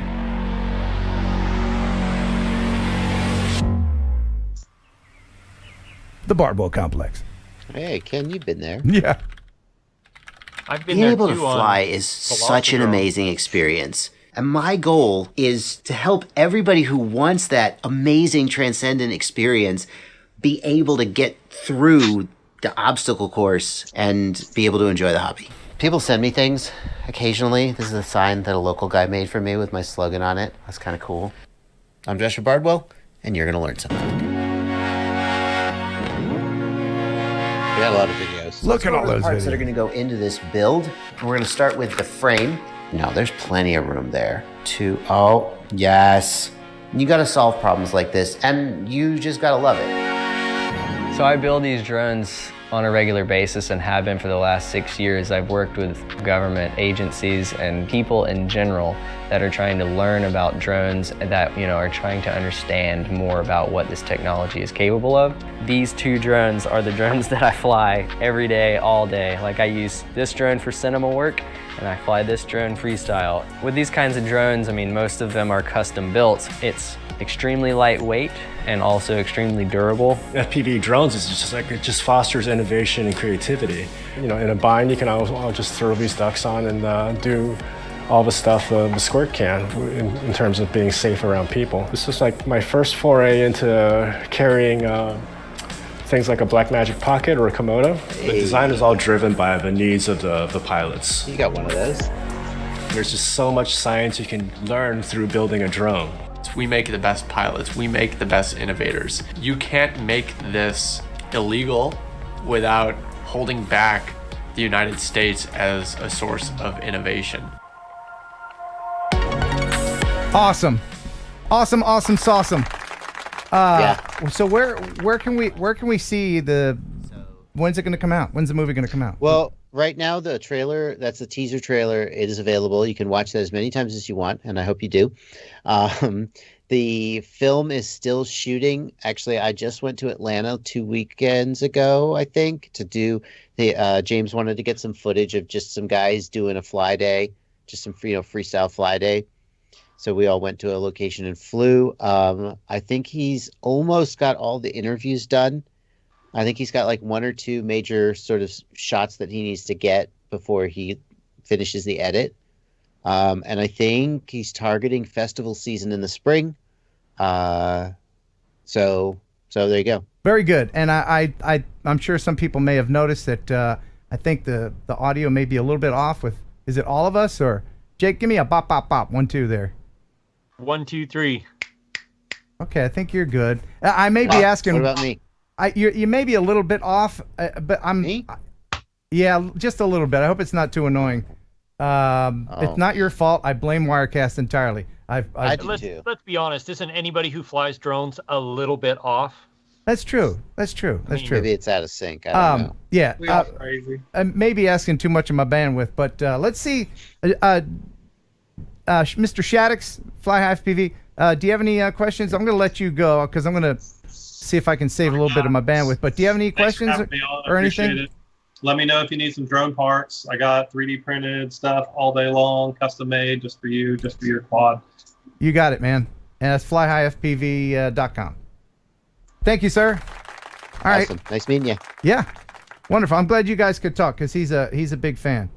Let me go ahead and make sure he's okay. Good. All right. Let's see if we got any phone calls. See if anybody.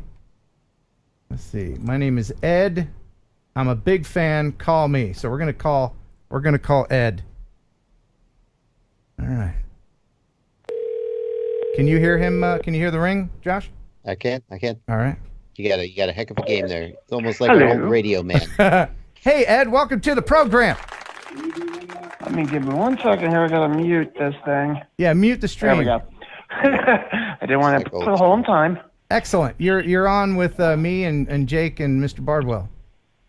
I'm a huge fan of all of you. Thank you. And couldn't agree more with the video. I'm actually in a wheelchair, I'm an amputee, and basically what you said is true about the FPV giving you mobility.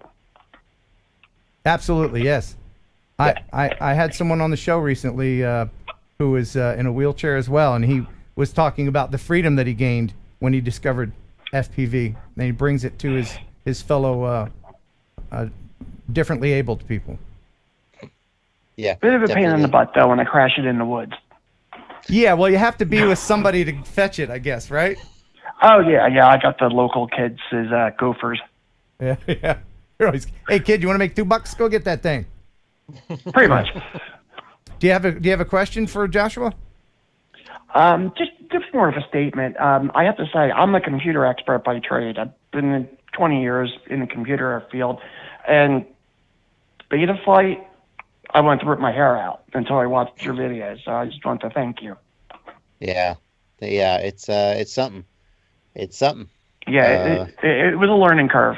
Joshua, do you actually enjoy? What's your favorite part about the whole thing? Is it building, flying, or programming? Like what aspect? I mean, I think it has to be flying, right? I mean, flying is the fun part. Right. It's not that I don't enjoy building. I do enjoy building, but if I had to pick one thing, it would probably be flying. Yeah. I think most people what pick that. I probably like the most is making videos, because that's what I do more than anything else. Yeah. All right, Ed. Well, hey, thanks, man. Thanks for being on. Thanks for watching and supporting our channel. All right. See you, bud. Thanks. Okay. Hey. All right. Bye-bye. He said he was a fan of me, too. I didn't, my God. Yeah. Well, that's always humbling. We're all just riding Bardwell's coattails, aren't we? No. That's very true. No. People ask me all these questions about FPV, and I'm like, there's a guy called FPV Know-It-All, and if you go look at Joshua Bardwell on YouTube, he will tell you everything you need to know. That's my goal. Here's Every the number. single thing. Again, 731-393-9194 if you want to hop on the show real quick. What do you have coming up on your channel? What kind of surprises you got? I am currently wrapping up a roundup of long-range 4-inch quads. It's a new category that's come out. Some 4-inch prop quads, very lightweight, many under 250 grams, which is very nice, with flight time in the up to maybe 30, 35 minutes, which is pretty exceptional for an FPV quad. And I will be soon doing my next ultimate freestyle build. I did one of these like 2 years ago, and I've been waiting for my new flight controller to come out for like 2 years. Well, not quite that long, but it's out, and so I'll be updating that. And what kind of JB products do you have? You have your own motors, like everybody does, right? And props and I do. I have motors. I have a prop with GemFan, motors with Lumineer. I have a flight controller. It's made through Race Day Quads. I have a parallel charging board through Ready Made RC, and actually we're just working. I just have a prototype on the. Hang on, I'll give you an exclusive. Hold on. Yeah, get that thing. Ooh, exclusive. And I apologize if we're losing any of the GPS guys.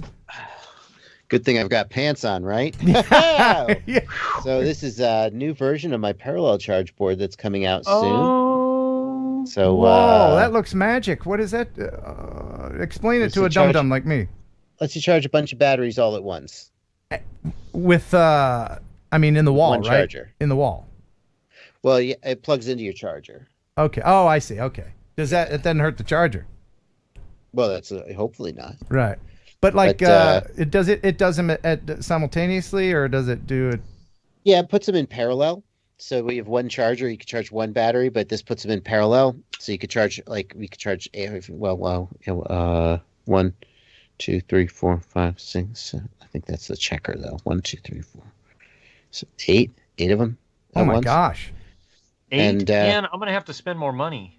Well, the cool thing about this one is that it has both XT60 and XT30. Yeah. So, and it has a balance adapter here, so you can plug in anything from 2S up to 6S. So rather than having to buy a whole bunch of different, we have made them in the past with individual voltages, but people really, I think we're still going to sell those for people who want them, but some people want just all in one. Is that still in development, or is that something that's going to be available? This is literally the first prototype. I got it in the mail like 2 days ago, so that it will is be awesome. coming out, but Yeah. Now, Jake has something within reach, and I've always been interested and a little bit frightened. You want to show your 8 motor? Now, I've never seen one of these in person. Yeah, there's the overhead. Jake, what is that? So this is made by Andy Shen. Well, the frame was designed by Andy Shen. It's a Shen drones thick, and so it's 8 motors, 8-inch props, and it will carry something like this. Okay. Or larger. It'll actually carry a lot of weight. It's amazing how much this thing will carry. And you have a version of that, don't you, Joshua? Something like that with the. I have a Beast class. It is just a quad. It's not 8 props. It is 13-inch props.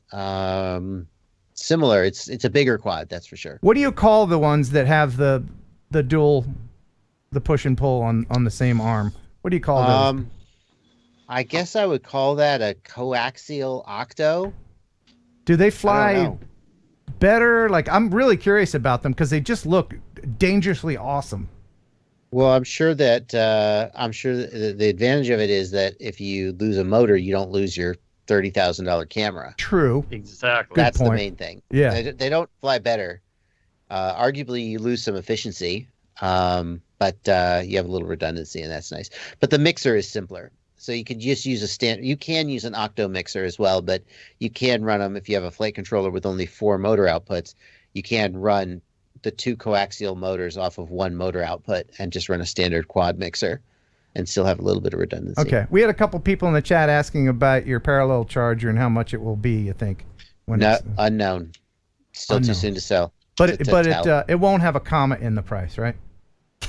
I mean, the current one is let me just make sure. All right. And I see that Kip's camera texted me, so let's call him. Current one is $29, and that marked down to $22, and that is hey, look at this, Ken. Yeah. I got that. So that's the current one, and it is. You can see this one is for 4S only. It has 1, 2, 3 is 10, I think. Wow. Yeah, so you get a lot more on there by going to a single voltage. But the problem is many people nowadays are charging 4S, 5S, 6S. They have 2S. Whereas back in the day when this was made, people tended to be single voltage. So the idea here was you buy one, you get 10 parallel charging, and it's 4S. But people now, they want all of it in one. So very good. And Kip is very kindly being silent while we finish talking about that. And I will say that if you're confused about chargers, batteries, they're just here. I'll give you. Hang on there, Kip. Let me just show everybody. Sure. A great way to find anybody, any of your favorite YouTubers. You can just go here and put in Bardwell just in a Google search window and charger, and then it'll bring up. All Ken, go to Google, Ken. Go to Google. I'm going to Google. Yeah, right there. You're there.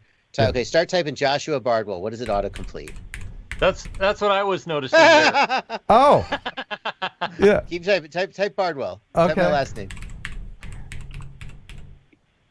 It's amazing how well that works. Just type Bardwell, Ken. Just type Bardwell. Delete all that. I gotta put my rates up. Apparently, people want to know my rates. Well, it looks like people are searching for your wife. Bardwell charger. Yeah. I don't know why they're searching for that. Yeah, you can just. Well, that's you. You searched for that. Yeah, I just did that. Those are your searches. Yeah, I'm glad. Yeah. I'm glad the Bardwell nude search didn't come up. When I do it, one of the things that I see as a suggested result is Joshua Bardwell net worth. I'm like, who out there is wondering what my net worth is? Oh, right. And does it tell what it is? I don't know. I don't think most YouTubers aren't big enough to, like. I mean, who knows? You can go, Alexa, what is Oprah Winfrey's net worth? And then, Oh. Oprah Winfrey is worth an estimated $2,500,000,000 US. Good and she God. receives a salary of Alexa, $300 stop. million. Yeah. So, Kip, welcome to the stream, my friend. How's everybody tonight? Pretty good. I've talked with you before. Where in the world are you, sir? I'm in southern Indiana. Okay. Flyover country. All right, yeah. And do you fly over your country with a GPS or FPV stuff, or both? I'm a GPS guy. I just am in amazement when I see the FPV stuff. I don't know if I ever really want to do it, but I don't know if I'll ever see too many FPV videos. Yeah, I mean, here's you know what I mean? Yeah, I know exactly what you mean. I'm a huge fan. And here's the thing that I can say, and I'm sure everybody will agree, is that when you're watching an FPV video, especially if it's a bunch of acrobatic freestyle stuff, some people can get motion sickness, but if you're actually flying it yourself, then you can anticipate the moves, and it's a little less distracting, right, Joshua? Yeah, absolutely. Absolutely. It's like being in a car when you're the driver versus when you're a passenger. Yeah. I think the resolution of the goggles has a lot to do with it. Yeah, you'll see that little square in the bottom left. I've experienced low res goggles and got vertigo from it. It really messed me up. But I've seen better since then and realized that that's key. Yeah. Well, Josh, do you think the future is digital? Because I think he's referring to analog. I don't think there's any question that the future of FPV is digital. People have been trying to do it for a long time. DJI came out with the DJI digital FPV system, finally gave us a high definition system with low latency and high frame rate. You can get this thing up to 120 frames per second, if you can believe that. And they showed what we could get. Fat Shark has recently come out with the Shark Bite system, which is their attempt to get in there. I think that the advantages of digital are so profound that there's no question that's where people are going. It's just a question of how quickly they can get there, because it's a really tough nut to crack. I make 3D virtual models at an architect office, and I've played around with making maps with the drone, with like Drone Deploy app, and a couple others, and the convergence of what we can capture to create these virtual scenarios before things are built is just really a game changer. And I sit here in my house in my basement and share with people in multiple places, and we meet and talk about things, and frankly, we're getting things done faster than we used to when we went to the office every day. Yeah. The world's different now. But certainly, FPV can really be a great thing to offer as a photographer. The other thing about it is I don't get sick when I see Joshua's flights, man. They're so smooth. They're just clean. It's the clean flight that makes it enjoyable. I'm glad you enjoy them. Thank you. I think most people from the GPS can sometimes is a little rough, Yeah. What is holding you back, Kip, as far as getting into it? Is it knowing that you might have to build one? I've been a camera guy. I've been a camera. I grew up in a dark room, and I've been a photographer my whole life. And I work in the virtual world, like I say, creating mainly hospitals.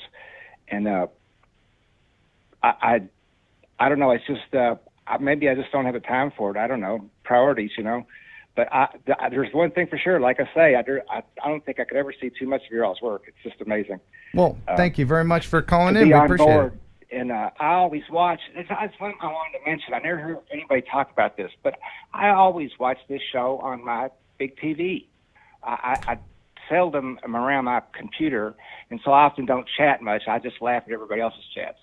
But I really enjoy the heck out of watching the show, and I like it on the big screen. Well, thank you. I'm curious how many other people do that. I think a lot of people are doing that. Great talking to you. Thanks, Kip. Thank you.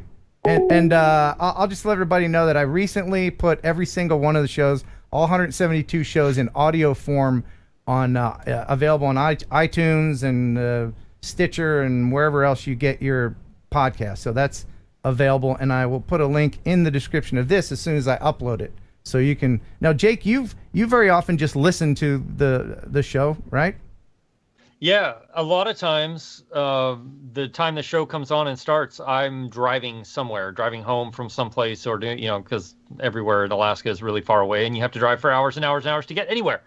So most of the time, Thursday Night Live, I'm listening to it while I'm driving home. All right, and Joshua, you still got a minute? Because I want to show you something Yeah, sure. that Jake did. All right, you let me know when you get bored, and we'll let you go because we'll keep you on forever. Now, Jake, you have this video that you did for Caterpillar. Oh, yeah. Yeah. I'll play this, and maybe you can explain a little bit about it and how you got involved. All right. Because it's awesome. Check this out. So a friend of mine who's in Chicago, and he's one of the main drone operators down there for people, got this job for Caterpillar, and he and I had spent a lot of time together up here in Alaska when he's come up to vacation. And he asked me, he's like, this sounds crazy, but would you be willing to fly down here, fly a little bit of FPV for this shoot, and then fly a Mavic 2 and work with the Inspire team to grab shots like this, because they had to have a couple of drones in the air at the same time. I was like, yes, absolutely, I will. And so I got to go down, and they only used one FPV shot in this particular version of the video, but all of the high shots from way up that are looking down on the game board were me with the Mavic 2. And it was a blast, except for going from Alaska in August to Central Illinois in August. I just about died because it was hot. I'm not acclimated for anything over 72 degrees. And so this entire That's game my board... one FPV shot right there. Okay. Oh, yeah. Let you me... hate that? You hate that. You go out there, you work for 3 days. They use like a half a second shot Right. of your FPV footage. It's like, Yeah. So I mean, they did use a lot of like the overhead shots, and the incredible thing is like they made this Pac-Man maze. You can overlay the actual original game on this maze, and it's perfect. So it's not absolutely perfect. It's not CGI. The actual dirt is dug. Yeah. It was 4 feet deep, 12 feet wide, and they were remote controlling all of these skid steers running through the Pac-Man maze while we did it. So it was a 3-day shoot. It was an absolute blast. Wow. It was also a lot of work. Will Caterpillar let you post any of the outtakes or anything to your channel, or do they have? I haven't asked yet. So just do it. Right. Actually, this was the most fun part when we got to film these big, huge bulldozers. The one big bulldozer they had is the biggest one that Cat makes. And when it came out of the trees to get ready to destroy the maze, it was like a scene from Jurassic Park. Like everything on the ground is shaking and moving. And then all of a sudden this bulldozer comes out. It was like, whoa, it was awesome. What a great opportunity. It was. I think I may be going back there sometime to do more, which I'm really excited about if it happens. That's cool. Hey, Joshua, I wanted to ask you, I think the last time you and I saw each other in person was at a multi-GP event out at that little farm. Yeah, I think that's right. That's where I almost put my Super G and 2 GoPros in the water. I think a lot of people crashed in that water and were diving that day. Yes. But, somebody let you fly his wing. Yeah. Oh, what a fun day. That went fine. Yeah. And you had the super duper fast quad that you had out there. 160 mile, quote unquote 160 miles an hour. Now you've never done that because it's illegal to go over 100 miles an hour, but it can go that fast. Wink. It can. I'm told a guy made it and sent it to me, and he says it can go 160 miles an hour. I've never had it over 99. Every time I get it right up around 99, the speedometer on my OSD blurs out. It's the weirdest thing. Oh, weird how that works. I know, it's so strange. That's crazy. It's fast as hell, though. I remember you were having so much fun that I think you killed a battery. This is still true. The voltage sensing on it for some reason doesn't work. I don't know why. And I should fix it because I forget that the voltage sensing doesn't work, and then I fly it, and I'm like, this thing flies real good. Hey, everyone see how fast I could do another pull? I'm at 3.8 volts, right? Yeah. And then the battery's dead. I killed every time I fly it. I kill a battery. Now, not to make the non-FPV crowd drool on themselves with boredom, but just for me, I have to ask, what kind of ESCs were you using on that? Certainly. That's pretty robust ones. Yeah, T-Motor F55, one of the most robust. I'm not going to say the most. There are a couple others that are probably as good, but T-Motor F55A it's definitely at the top of the list of the most robust, reliable ESCs. Big honking capacitor to handle the voltage spikes, and a couple of custom settings in the ESC. And then, it's still kind of, when you go full throttle, it kind of goes, it still isn't completely happy. Right. But it goes fast. And we're using just the two prop, yeah. Not the track. So it uses APC speed props. They are specifically designed for top speed. They fly fine. I mean, the thing has so much power. There's not really a lot to complain about, except the fact that you have to keep it at like 15% throttle to hover it. So, but yeah, it has on standard like 3-blade freestyle props. It's around 135 miles an hour or so, I'm told. But with those APC speed props, it really gets up there. How has the COVID affected the GP events? Are a lot of them being canceled or? Well, they still did nationals. They still did nationals in Daytona. I did not go down for that, but I know that the Drone Racing League, they were the guys who were doing the drone racing in like arenas on NBC last year. Mm-hmm. So they're doing a full virtual season, which that's got to sting. Their whole deal is they rent out entire arenas and do giant splashy drone races, and now they're doing it all online, and there's a DRL simulator. Is it true? Is it true that DRL has like boxes filled of these Hero 5 sessions? Did they buy like 400 of them? That makes me mad because I can't find any now. Because the Racer 4, which is the ones before it as well, but they shoot these races with GoPros on the quads, and then they edit it together into a television program where so the audience can see the full quality. The pilots obviously don't see high def, and they have to have tons and tons of those things because they break them. So yeah, eventually, I assume they will switch to something else because it's getting harder and harder to find them. How many do you have? I have 3. I have 2. One of them I think doesn't work. So I've like 99% switched to Hero 7 for most of my actual shooting. I have a Hero 8. I don't have a Hero 9. I think for freestyle, the Hero 7 is where it's at. You can get it pretty cheap, and especially if you buy refurb, and it has the interchangeable lens. So if you break a lens, you can just swap it out. Is the weight? Because I think most of the reason why people like the Session 5s is the weight and the size, of course. Yes, but, correct, 100%. The weight between the Session 5 and the GoPro 9, I mean, GoPro 9 almost weighs double, doesn't it? It's extraordinary. The 7 is heavier than the Hero 5 Session by, I think it's like 45 grams maybe. I'm not sure. But then the 8 is another 15 grams heavier than the 7, and then the 9 is like I don't know, 50 grams heavier or something like that.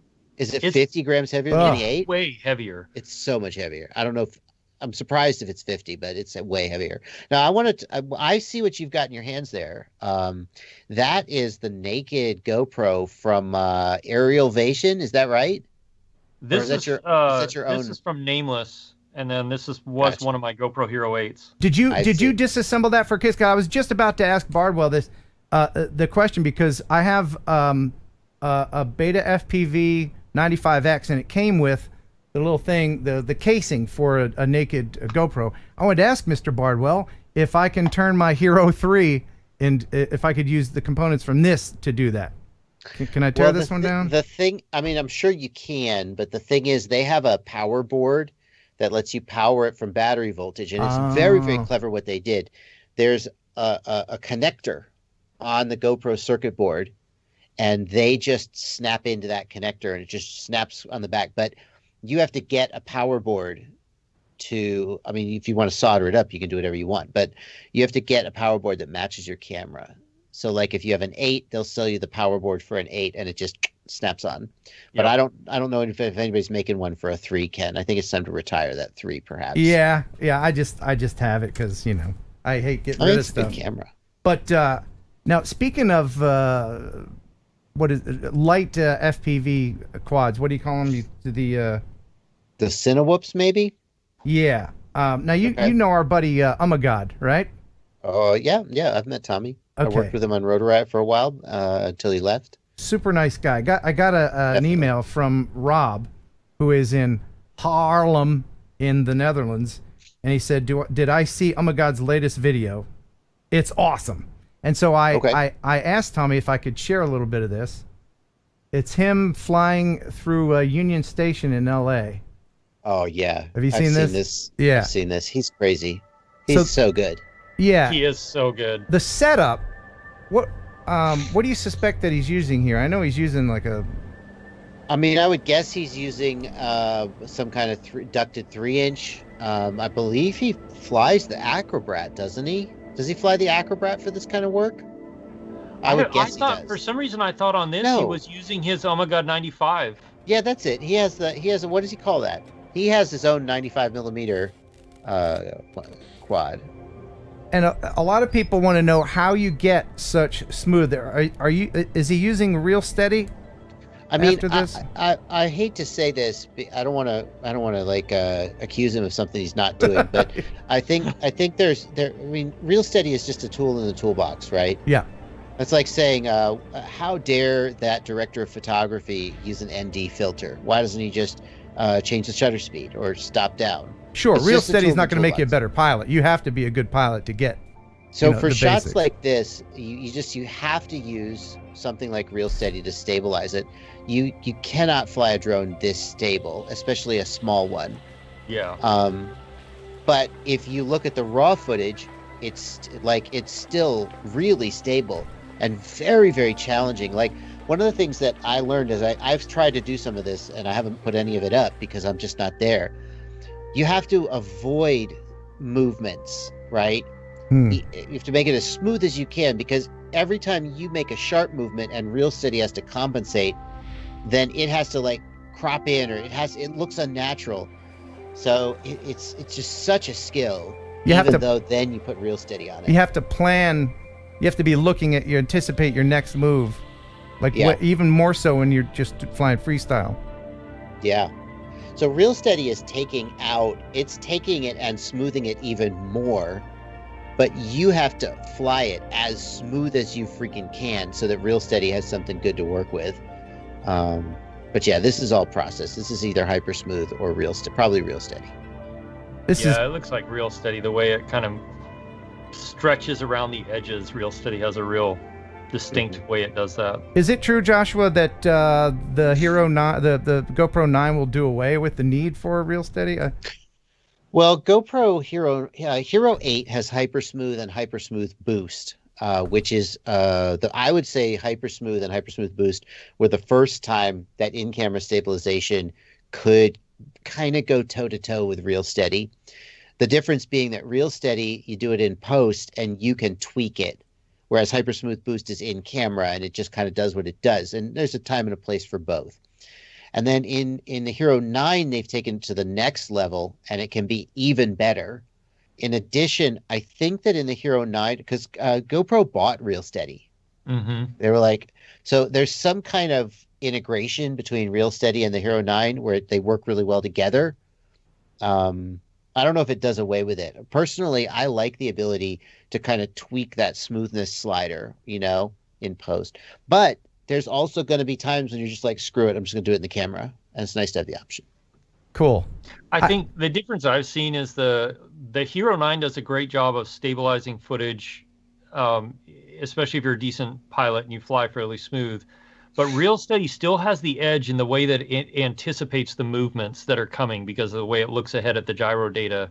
Absolutely. And that makes a huge difference in the way the footage looks at the end, is that look ahead feature Real Steady has. You know what? Yeah. It's true. Jimmy J. Jimmy J! What's up, Jimmy J? That's Jimmy J's sound effect. He said, I'm getting wrapped up in FPV. I'm losing track of time. It's true. It's true. It's just so interesting. And to have Joshua right here and talk with him and be able to ask questions, I don't know how much more time he's going to give us, but if you have any questions, feel free to Isn't Joshua billing you by the minute, Ken? Isn't that what the... Oh, yeah, no, this is paid, right, Ken? I'll send you an invoice afterwards. Yeah. I don't do appearances for free. I know. I had to talk to his people. The clock is ticking, but if you want to... I just want to know what light Jake's using. Which one? I've got what's like 18 of them going on. What's your key light? Your my key light looks so good. My key light is a Godox SL60W. Jake is a big 36-inch softbox. Jake is a much better photographer than most people. Jake should have more subscribers. Jake's stuff always looks. That stuff behind him is RGB. He can change to purple or whatever back there. Yeah. The problem I have, Jake, is my lights are so. I have two key lights. They're LED panels. They're not in a softbox, and they're so close to me that, like, if I open up the exposure correctly, hang on. It blows out. I get hot spots on my face. That's actually a little bit better. Hot spot. I don't like that. No, you look good. You look good. That's good. That's better. I don't like it. Okay. It's a hot spot. We're going Bardwell after dark. I always have to. It's always super underexposed, and then I turn it up in Premiere, and grade it. Right. But when I do live stuff like this, you look at the nice orange, contrasting with the purple background. Oh yeah, so good. It looks so good. Now, I just want to let everybody know. Some people in the chat are asking about the camera giveaway. Yes, tonight will be. I'm giving away. Now you've had some experience with these. These are the fake pockets, and one of them is actually called a pocket. Be giving away the Fayutech drawing for this tonight, and then the Fimi Palm. So that'll be tonight. I think we got another call. Let's see. They didn't leave their name. If you want to call and ask questions, go ahead and text this number and leave your name and let me know that you want me to call you. I was going to say, for anybody that doesn't do FPV, or you're watching this going, dear Lord, will they please get off FPV? Once you try it, you'll definitely understand. But I got to warn you, it is a dangerous, slippery slope. I started out with the intention of I'm going to build one 5-inch quad. Yes. I'm going to go fly that 5-inch quad. Yes. I now have 3 identical 5-inch quads. I have this 95 millimeter quad. I've got the Octo 8-inch quad. I've got another 5-inch quad, and I've got like 6 tiny whoop, like Mobula 6. Preach it, brother. Hawk 2. I hear you. Yeah. Yeah. It is. You don't just dip your toe. It's like saying, I'll just take a little bit of heroin. Yeah, no. That's what everybody says when they start. And then you watch a bunch of Joshua Bardwell's videos and you're like, oh, I got to try that. Like my Tango 2 now has a multi-protocol module on there. Heck thanks yeah. to Joshua. Heck yeah. Actually, seriously, thanks to Joshua. I never would have made it through that if you hadn't put the video together.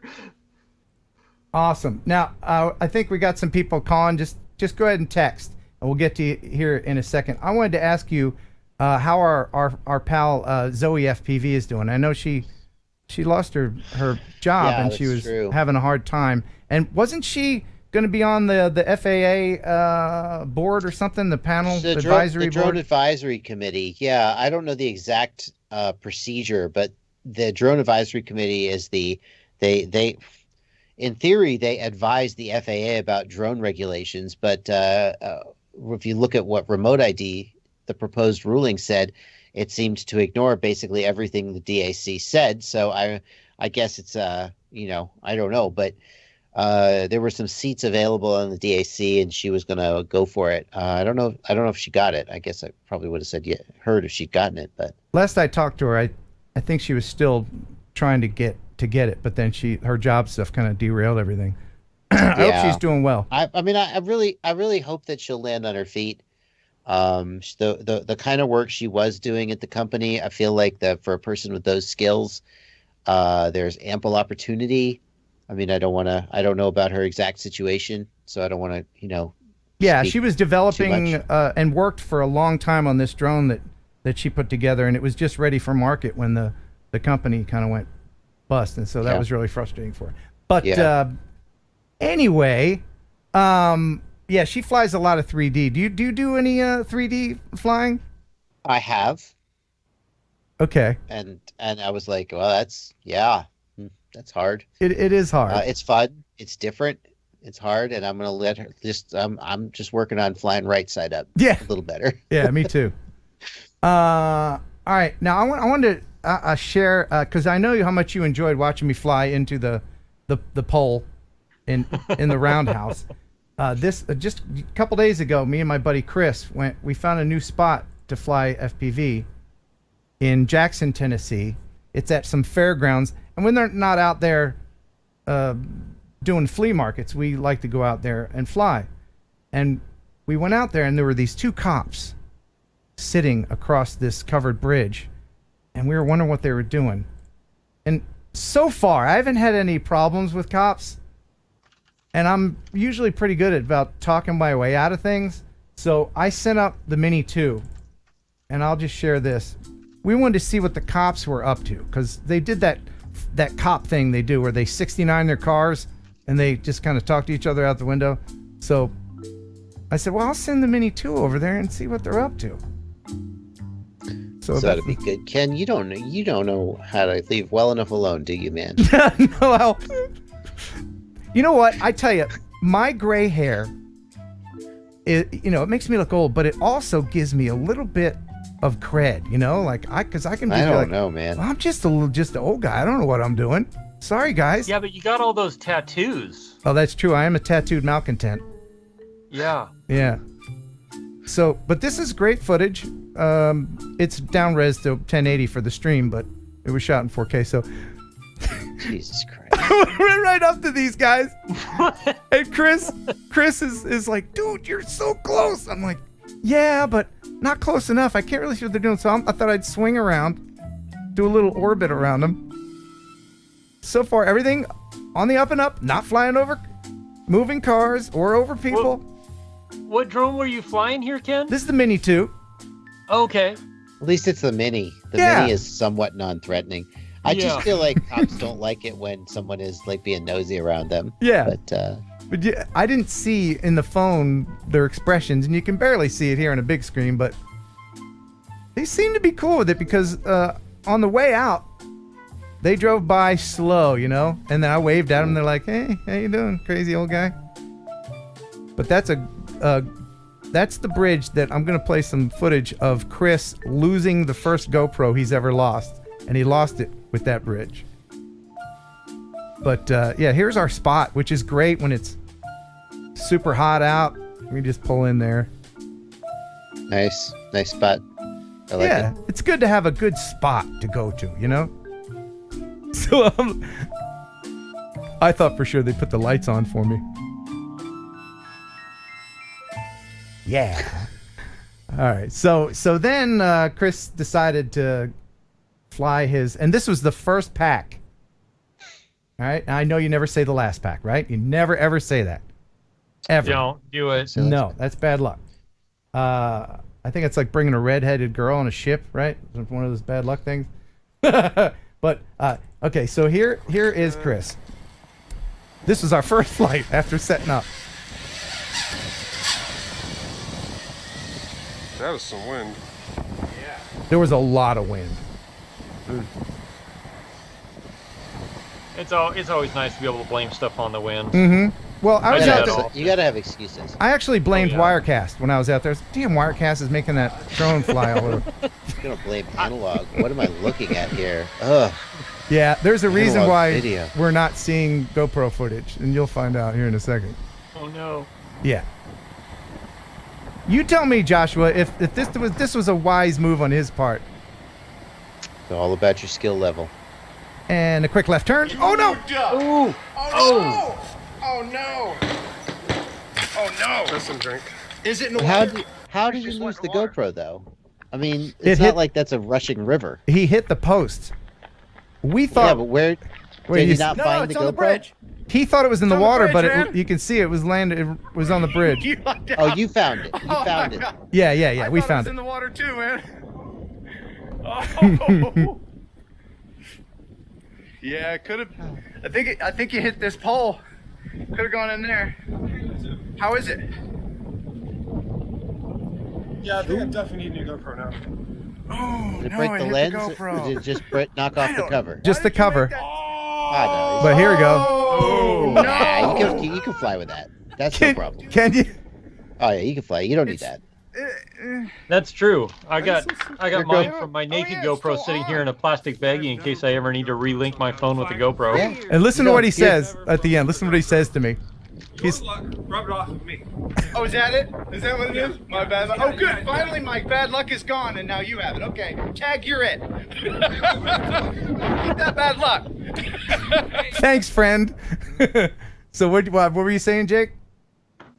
I was gonna say the GoPro will work without it because this is the screen for my GoPro Hero 8 that I did the mod on. Oh, okay. The only reason I have it is just in case my phone ever de-pairs with this, then I can still get in and repair my phone with the GoPro. Okay. Yeah, you can jack up a GoPro pretty bad and it'll still work, but... well, now Best Buy is no longer just no questions asked, replacing them on the spot. You hear about this? Oh. No. Did they stop doing that? Well, so you can still buy the insurance and they'll still honor the insurance, but instead of replacing it on the spot, they have to send it out to GoPro, who will attempt to repair it. Oh, and do they repair things like DJI repair stuff? They'll just send you a new drone. Somebody else's used yeah, one? Yeah, I talk to so many people that say, I got a different drone back from DJI. Well, yeah, that's what they do.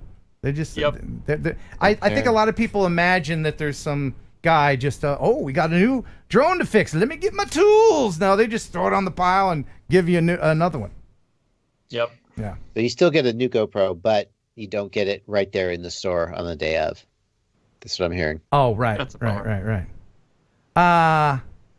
Cool. Let's see if there's anybody. Okay, we got a couple people. This is you want to see my crash? This is why I switched to Crossfire, by the way. Oh yeah, please. Let's see it. You don't be flying glaciers without Crossfire or some don't be flying glaciers on 2.4. Oh, no. She done. Is this the one that you had to fish out? This is the one I fished out 3 months later, and the GoPro still works. So that was the GoPro How'd you find footage. it? How did you find it? Yeah. So I literally went out there with a friend. We built I got a big net and a 4-foot long piece of rebar and tied some nylon rope to it, and then sat there and threw this thing as far as we could out and just went down the shoreway, because I could see in the video from the goggles, like it went down between this big boulder and this rock here. We went out and we're like, because icebergs have been floating by there and storms all summer long, and there's like probably a 3% chance we're actually going to find this thing. And sure enough, after about an hour, it pulled it up out of the water. So you're dragging the lake for the body. Nice. Yeah, basically, because it went down in like 25, maybe 30 feet deep and about 20 feet offshore. And it was amazing. Josh, have you ever had to rescue a drone from a precarious situation? I know you've been in trees. Yeah, I put a tiny whoop in a pool once. Oh, it was fine. Was it somebody you know's pool, or just a strange pool? Just a house we were shooting. Oh, okay. It was an indoor pool. I did get one stuck at the top of a tree before. I posted about it. It was up there too. It was done. It was way too high. Probably 60, 70 feet up in a pine tree, and couldn't turtle out of it. It just was unrecoverable by any means I could imagine. And I posted on Facebook. I said, well, this one's not coming back, guys. I finally lost one. And a local guy, his name's Bob Davis. He's a Lumineer sponsored pilot. He runs a painting company, like a big commercial painting company. He said, I'll be there in 20 minutes. And he shows up in his paint van with two of his employees. And they get out their big, gigantic extension ladders. And they put it in the tree, and these two guys just go right up it, get my quad, come right back down. Oh, that's awesome. No. After you've already written it off. He's a good dude. That's awesome. It's amazing what our viewers will do for us. Aren't we lucky? Aren't we lucky that we have such great fans and supporters of our channels? Yeah. Yeah, absolutely. Yes. Speaking of which, I think we have one, and we'll let you go. I could talk to you for hours, Joshua, and you're being very polite, giving us all this time because I know you got a family, you got work to do. Let's see if we can just talk with Brett very quickly. Absolutely. He says, I have a question for Joshua, so we'll call him. This is the number. If you want to text and leave your name, we'll call you back. Nice. I like how you handle that. Just so you call them back so they're not on hold. Right. While you're doing that, Ken, we had a couple super chats come in. One was from Kip's Camera for $20. He said, forgot to mention how much he liked his LoomQ broadcast lighting kit. Oh, thank you.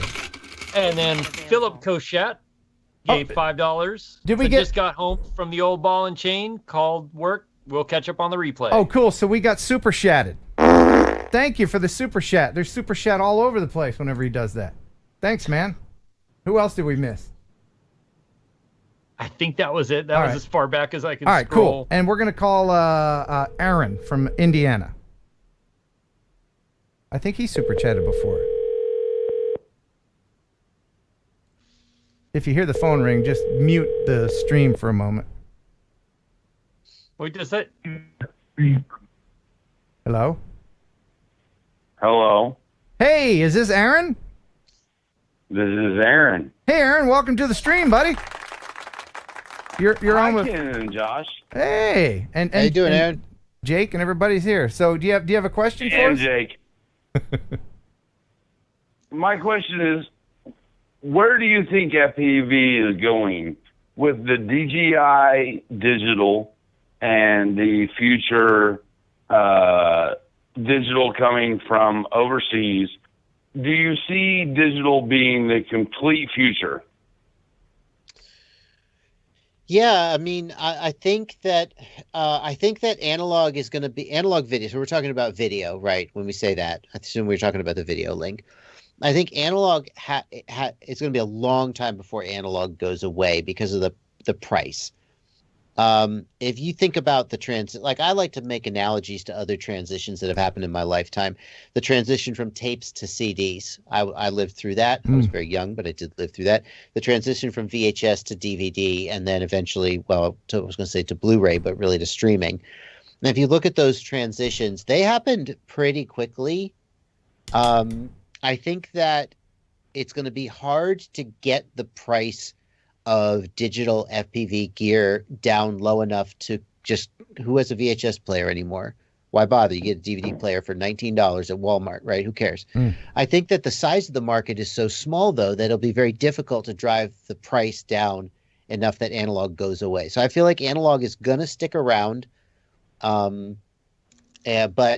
digital will be more and more prominent and will grow, and because once people see high def digital, they're like, oh, I'm never doing that again. I'm never doing analog again. They just don't want it.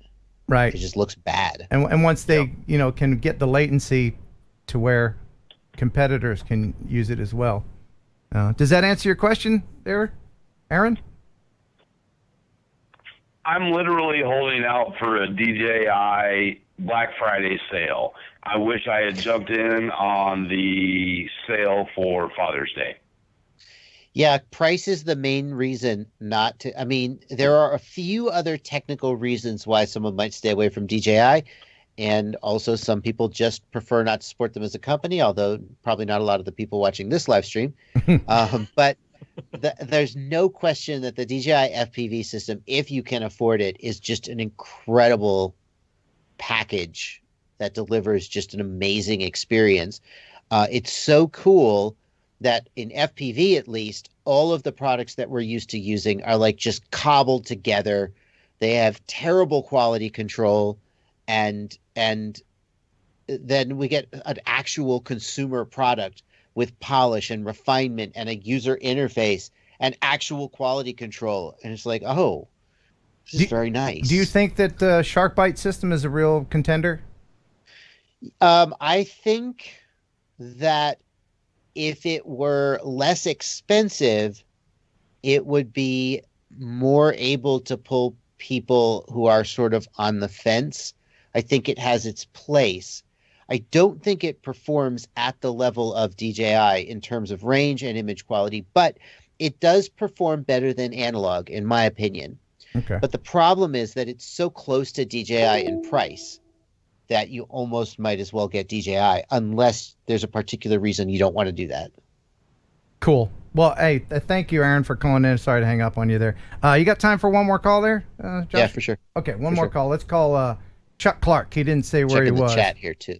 But, yeah, if there's any questions in the chat, and I know we missed a few super chats, and we still have to play that game with Jake. It's going to be fun.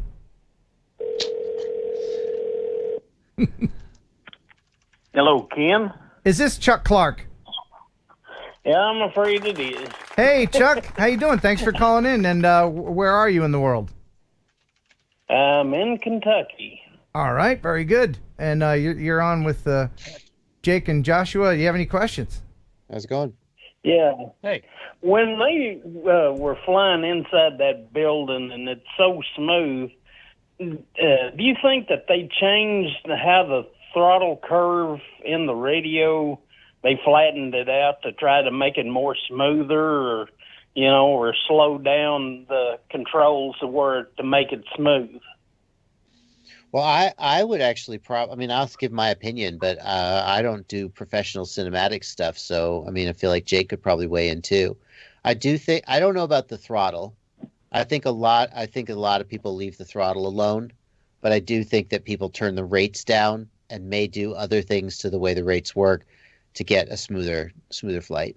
And if you have any questions about rates, Joshua has plenty of videos on his channel that dumbs it down for even somebody like me to understand. Yeah. Does that help you out, Chuck?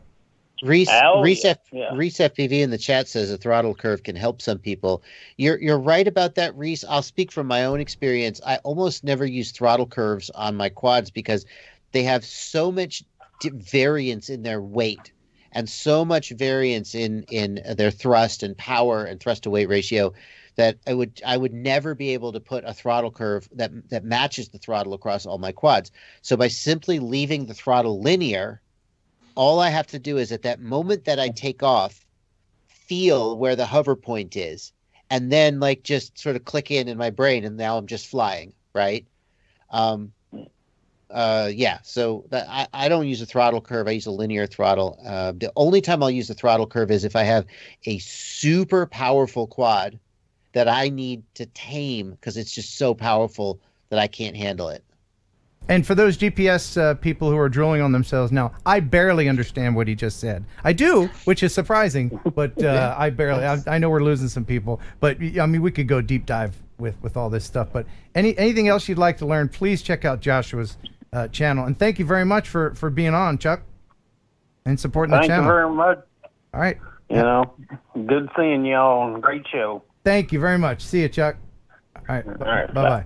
Now, before I let you go, Joshua, there's a video that I wanted to share with you. It is amazing. Speaking of cinematic, it's by Muscle Aerial Cinema. This is a guy out of Hong Kong, and I asked him if I could share this for two reasons. One, because it's just amazing footage, and I don't know what kind of rules or FAA equivalent they have over in Hong Kong, but certainly he's gotten all the permissions he needed to do this. But the second thing is because of the person who he happened to be watching on his big screen TV. Look on his TV as he flies out of his high-rise window. This is Muscle Aerial Cinema, Hong Kong at night with a micro FPV quad. Check this out. Let's see, who is on the television? Oh! It's our Hong Kong at night. Yeah. Oh, wow. Look at this. Oh. My big fear when you do, and I've never done this, and if I had done this, I wouldn't admit to it. But my big fear in situations like this is you go out and then you lose. How do you get back? Right. You're just a sea of darkness with lights in it. Yeah, any kind of pole, wire, anything. But, it's risk versus reward, and he certainly got rewarded by taking the risk for this. He had, you can see edits in this just from a creator standpoint. He had to have somebody on the ground, certainly. I wouldn't have taken a chance if I didn't have somebody. I can't imagine that he actually flew all of this from inside. He had to have gone out and flown it from these various locations. Right. There's no way. We don't know where this is relative to his apartment. But yeah. Yeah. I'm like, it's possible that this is just a couple streets he has line of sight to, but I agree. I think he's left the apartment and then he's flying it from the ground at this point. But isn't it a lot of sense? What an amazing wonderland to fly. So cool. Yeah. Hong Kong is such a cool city. I've been there one time, and it's a mixture of Asia and the West. In some ways, it feels like you're in New York City or London. Yeah. But then Like if you go to Asia, it's like whoa, it's such a culture shock. And Hong Kong was weirdly Asian, but also weirdly Western at the same time. It felt familiar, but also different. And it's just a really, really interesting place to be. How long ago were you there, and did you fly there? I did not fly there. There was no way to fly there legally, and we weren't locals, so we didn't take any chances. Ah, okay. We were doing some stuff in Shenzhen, but we flew into Hong Kong. This was a couple of years ago, 2 years maybe. Yeah, this is so cool, isn't it? It's like it can't be legal though, right? No. I assume that anybody who sends me footage has crossed all their T's and dotted their I's. Or doesn't care. Or doesn't care. But Well, the FAA has no jurisdiction there, so somebody has jurisdiction there. Right. Somebody has it. Yeah, I don't want to get anybody in trouble, but I mean, this almost looks CGI, like this kind of. It almost looks like a video game. It does, yeah. It's truly spectacular. What a cool city. Yeah. See, I'm watching this. I want to know what it looks like in the goggles because I haven't had the opportunity to fly at night very often, but I would love to know what it looks like. It looks brighter, believe it or not. Well, it obviously depends on what camera you're using, but a lot of the FPV cameras have very, very good light sensitivity at night. Not like starlight brightness, but if you have street lights and city lights, you can see just fine. I can't tell you how many times I've been flying at dusk and I take off my goggles and I'm like, oh, it's dark. But in the goggles, it looks relatively bright. Yeah. The one thing Yeah, go ahead. I flew one time at night and it was snowing. But when it's snowing and you've got the city lights, like you get this double light from the clouds and from the snow below. So I just assume like, well, it's because it's like, barely even dark out because of all the light that's bouncing around. It was really cool. Yeah. But I never had the chance to fly in somewhere that's really dark like that. Yeah. Yeah, the problem you run into is you see stuff that the GoPro doesn't pick it up. Right. So then you sometimes can get yourself in a situation where you just don't have usable footage. But it's usually usable. You usually have something. Well, Joshua, I think we've monopolized a good amount of your time tonight. And Ken. I really, really appreciate everything you do. Seriously, I am a fan. And thank you, Ken. I'm a fan of yours as well. It's nice of you to heck say. Of a show here. And anytime any of my buddies are flying FPV and we have a problem, they're like, let's check out a Bardwell video. And we're out in the field, or like on the phones. Oh, he did this. Well, just do that. And then it's fixed. So awesome. Everybody, please check out. Just give him my phone number. You have my phone. Just put it up on the air. You got it.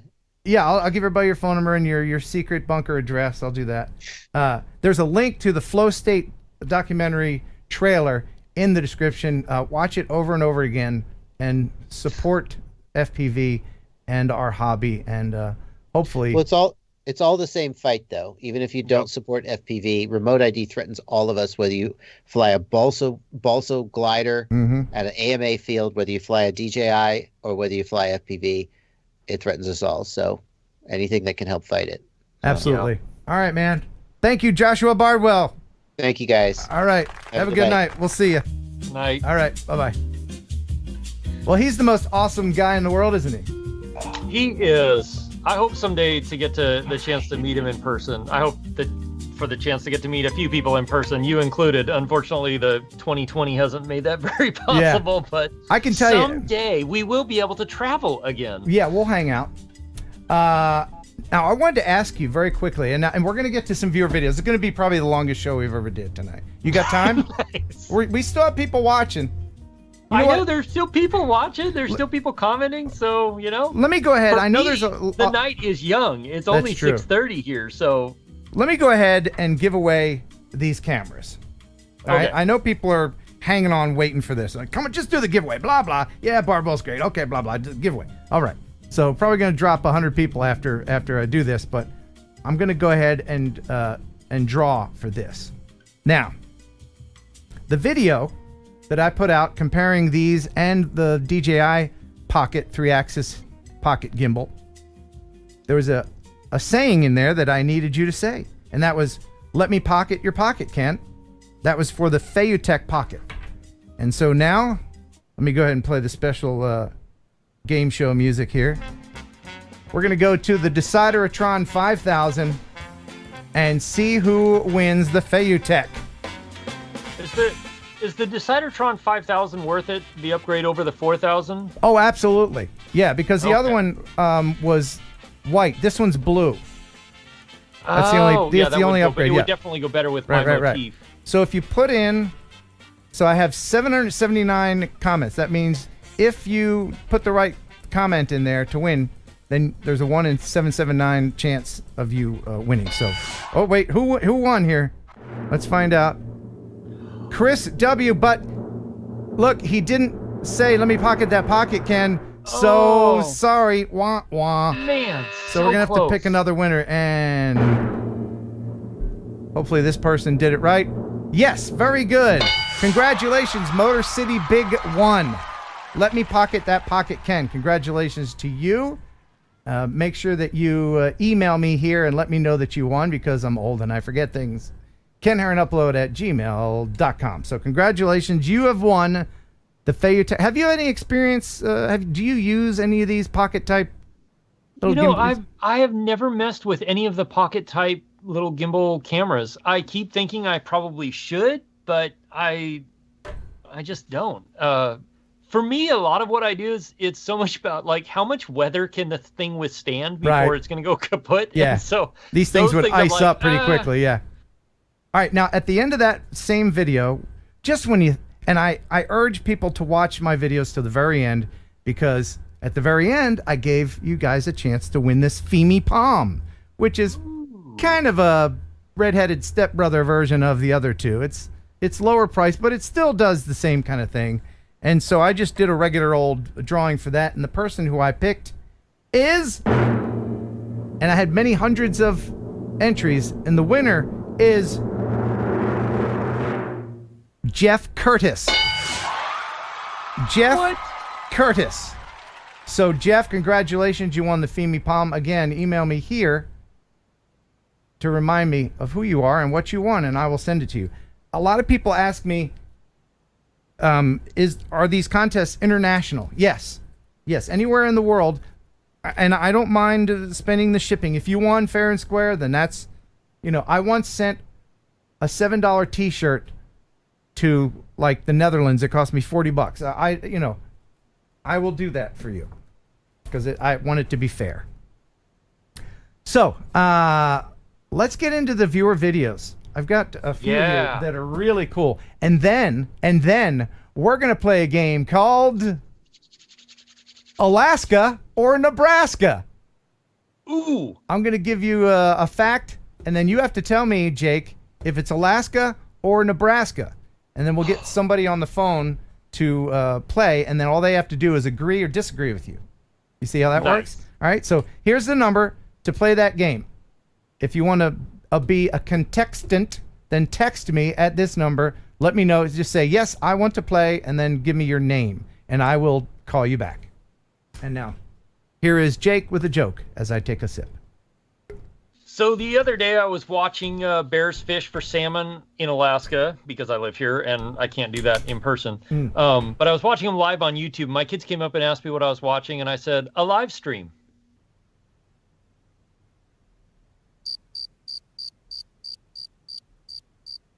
Hello? Hello? Is this on? Wow. Okay, let's get into the videos.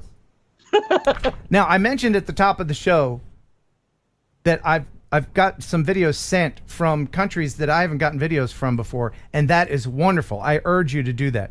If you're watching from somewhere that is far away, that maybe you haven't sent stuff or you've never seen a video from your country, please send it. Send me a streaming link to kenheronupload@gmail.com. Make sure that you let me know what your music source is so that YouTube doesn't clutch their pearls and get upset. Now, if you need a source of music that is good, copyright-free music, you can sign up for Epidemic Sound. Free trial links in the description. And remember, if it's not Epidemic Sound, it's crap! That's not their official slogan, but that's the one that I've given. So this video is from Mario, and he is in Trinidad. I don't think we've ever had a video from Trinidad. Trinidad? Yeah. Ooh. Where is that? That's we're over around there like that next to there. It's next to the place with the stuff and the things. And Yeah. it's the little squiggly line. That's it. Yeah. Over there. Okay. It says, hey, Yeah. Ken, I'm a new drone enthusiast, and your videos have been great help to me. Please view my video submission done with my daughter here in Trinidad using my first proper drone, a Mavic Mini. Regards, Mario. So here it is from Trinidad.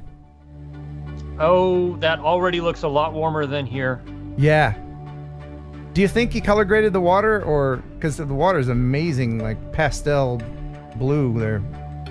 Man, I don't know, because I have been some places, and like some of the places we have up here, you get these water that is just a particular color, and I mean, maybe, but it could be that color. It's amazing. I love seeing places that I will probably not ever get to visit in person. Right. That is beautiful, though.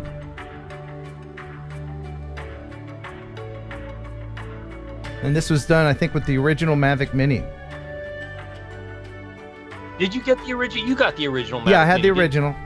And, you know, people are upset. Oh, man, the Mini 2's out. It's so much better. The original Mini is still awesome. So don't be upset. You know, don't be like, I gotta sell it. You know, just, it's still a great little drone.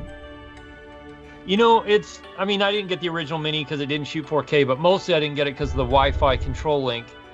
But honestly, like with any of the tools that have come out in the last few years, it's more about you and how you use it than it is about the tool itself, because they're all so capable. Exactly. That's a great point.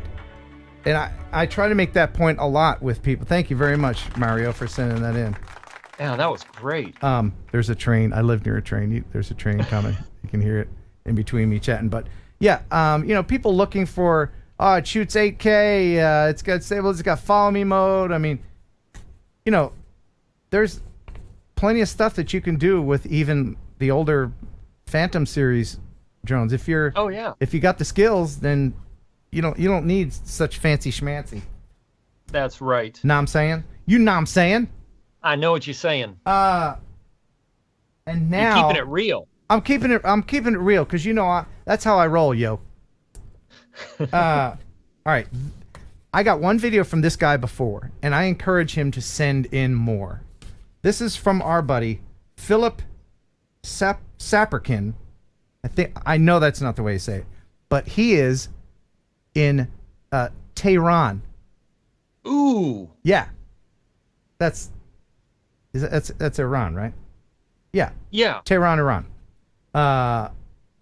And you know, it's even in places that may not politically agree with the Western politics, you know, again, we all have this same thing in common: the love of photography and flying cameras. And that's something that we can all unite behind. And so thank you, Philip, so much for sending this in. It's a short video. And he says, this is a man-made lake called Persian Gulf Lake in the middle of Tehran. It was created for entertainment purposes for tourists walking around it, and has pretty good restaurants. Filmed with the Mavic Air 2. Cheers, buddy. Philip Schappert. And here it is. Oh, in Persia. Ooh, starting out with the tiny planet. Yeah, I think the whole thing's a tiny planet. And whenever he sends me a video, he doesn't send me a streaming link, and I forgive him for that because I don't know how controlled his internet is there, you know? So he has to attach it to an email. So any countries we're at war with, I forgive you for not sending me a streaming link. Right. Or we've been at war with, or disagree with, I should say. Man, I wonder how he filmed this, because he must have put a 360 camera on top of his drone. Maybe. It's pretty cool looking, though. It is cool. But that's it, man. That's very cool. That's it. Thank you for sending that. I encourage people to send in more videos from interesting places. Thank you. KenHeronUpload@gmail.com. All right. Isn't it funny how, like, one person's interesting place is a boring place to somebody else? Like, you know, I mean, I go out to these places, glaciers and all these just wild, crazy places, but there are days I'm going out and I'm like, this is like got to be the most boring thing. It's like the fourth time I've filmed this area or been in this area, and then I film it, and somebody comments like, "Dear Lord, what are you doing?" Yeah, I mean, And your backyard it's is a National Geographic documentary, man. Do you ever get bored? Like, I see it every single day, so it's like, Do you ever get whatever. bored? Look, there's bears over there fishing for salmon. Yeah, who cares? Do you ever get bored of glaciers? No, not really. They're always changing, and it's fascinating to be around them. How far away, like where you live, you don't open up the back door and there's a glacier. I mean, you have to travel a little bit to get to these cool places, right? Yeah, most everything you've seen on my channel is within about an hour drive, and then maybe like a 2 or 3 mile hike for sure. But yeah. Yeah, because some place you're just standing on top of a big snow thing, and you had to hike your ass up there with the tripod and everything and get set up. And, no, believe me, we appreciate what you do. The little known fact is that a lot of times I end up hiking to these places twice, because I'll go the first time, come back and put all my footage in the computer and realize I missed several critical shots or something went wrong and like my camera wasn't in focus, and so I'll go back out the next time I can and film the whole thing again. I'm like, ugh. I've had to do that. Do you know there's a sphere in Knoxville called the Sun Sphere, I think. It's a big giant disco ball in Knoxville, Tennessee. Yeah, I've seen it on your channel. Yeah, the first time I went there, I drove 3 hours to get there. And then I accidentally deleted all the footage on the card after I got home. So I drove out there again and did it the next day.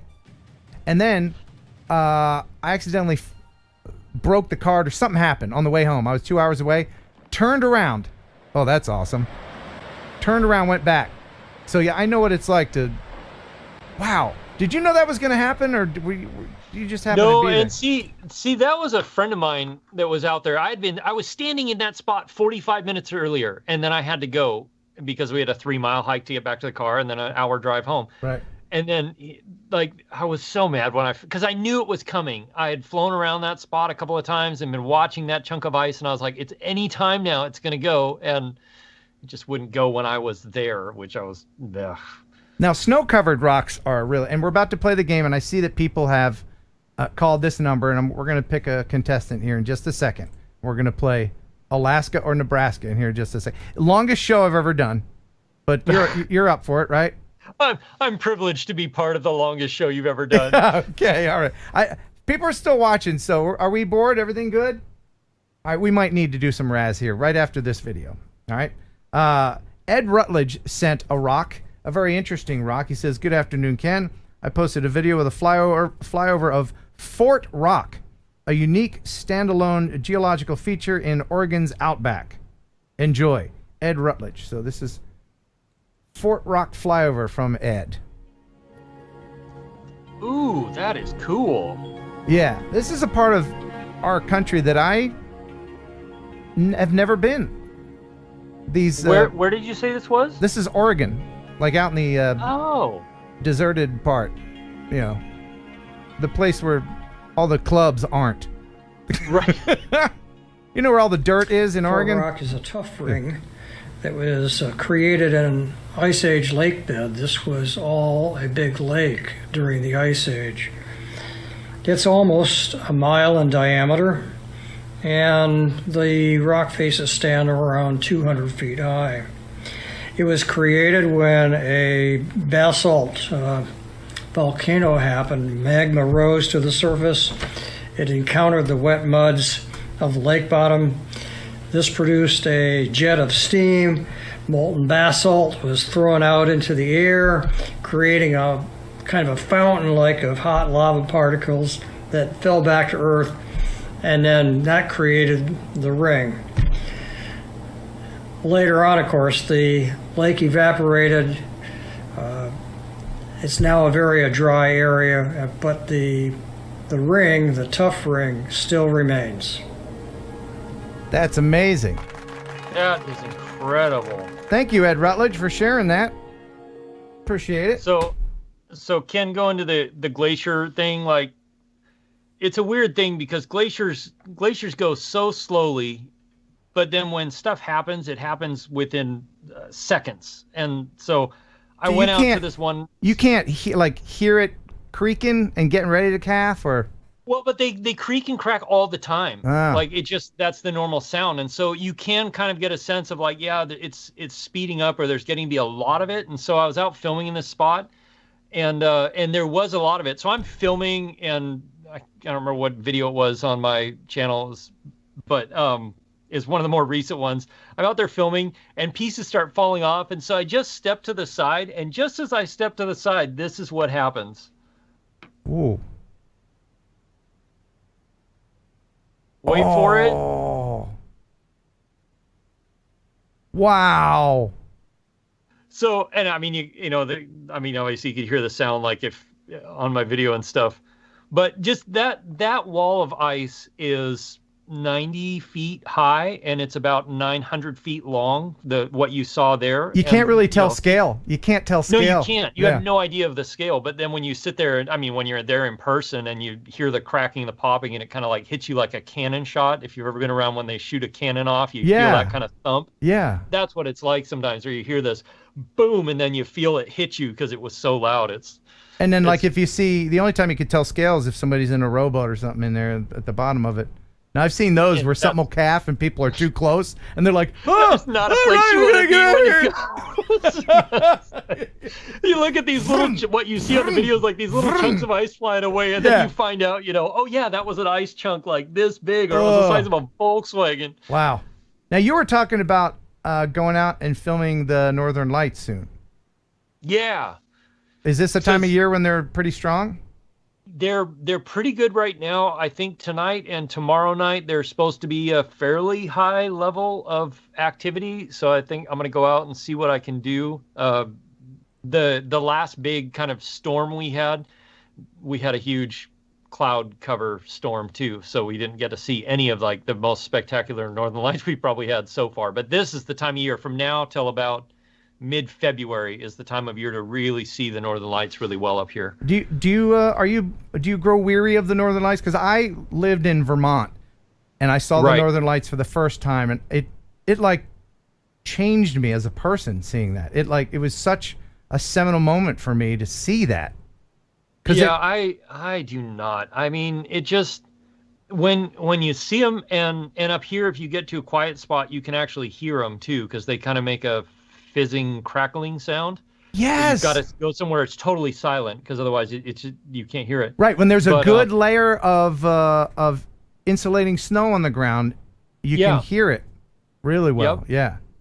That's amazing. And so, but to watch them, like to watch the colors move through and to watch the bands kind of move and dance around the sky, it's every single time I see it, it's mind-blowing kind of, it's incredible. I mean, yeah. I'm not going to lie. I like living here, even though it's cold and dark for half the year. It's pretty awesome. Yeah.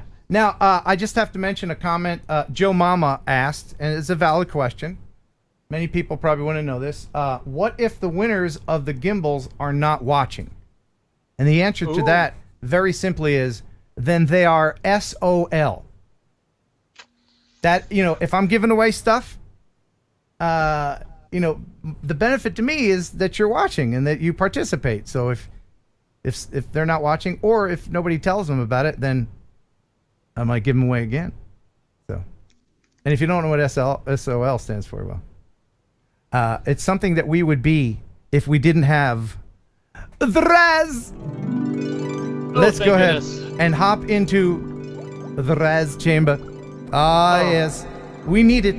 We need it right now, because my goodness, Jake, this has been a long show. And I can feel a tightness in my shoulders. Oh, yes. Just dip down in there and let the purple and blue goo envelop your entire being. Doesn't that feel good? It feels so good. I love the way the Raz sticks to my back hair. It's so soothing. And that little tuft of hair on my... How do you get it out of your ears? Oh, I don't. I leave it in there. Oh, yes. Right. It's the Raz that gets stuck on the tuft of hair on my toe knuckles that I really worry about. But there's one rule, and one rule only in the Raz, and what is that rule, Jake? Let's see. I know this. Is it no spitting in the Raz? No, that's not it. No flatulence in the Raz. That's right. No farting in the Raz. Let's just sit back and enjoy. Oh, Carl's Corner. You farted in the Raz. You dirty, dirty bird. Carl's Corner. I knew it. I could see the green in his face. You know what? I was wondering where all those extra bubbles were coming from. Yes. That's not one of the jets. That was Carl's Corner. It came right out of Carl's Corner. The viewer video of the week tonight is spectacular. It checks all the boxes. You will love it. I can't wait. Yes, it is awesome. Wait, no. Is it going to dethrone me as like the scenery footage king or whatever? Oh, no. This isn't anything like a Jake Sloan joint. No, this is something completely different. And by the way, I have a new nickname for you. Oh. And something that you feel free to use. Now, you roam a lot around Alaska by yourself, right? Yes, I do. So why don't you call yourself the Sloan Ranger? You're welcome. That's better than the Jake from State Farm joke I get most of the time. What's that? Everybody else when they say, "What's your name?" and I say Jake, and they go, "Oh, from State Farm." Did you ever see those commercials? I got nothing. Might be a regional thing. It's like State Farm ran a bunch of commercials with a guy named Jake from State Farm. Oh, okay. You have to send me a link. If I wore brown khakis and a red shirt, I probably would fit the bill, but I don't, and that's the reason I don't. Well, how about Sloan Ranger? I do like that. It has a nice Sloan Ranger, man. Yeah. All right, you want to play a game where everybody can win? I do. Let's do it. It's time to play Alaska or Nebraska. And we need a contestant. All right. So here's the number, and I'm going to let Jake pick from a choice of 3. All right. We need a contestant. So let's see who we got here. Don't say pick me in the chat. It's you not. Have to text the number that Ken put on the screen. It's not pick me. So we've got someone called Jack. We've got Ryan or Scott. Jack, Ryan, or Scott. Jake, who do you want? And it's not Jack Ryan from the Tom Clancy novels, right? No, it isn't. Okay, that was just a coincidence. That was a scary, weird coincidence. Yeah. I think I'm gonna have to go with Jack, just because he's got a fellow name that starts with J. All right, let's call Jack. Bringing Jack in. Jack is our contestant. Jack. All right.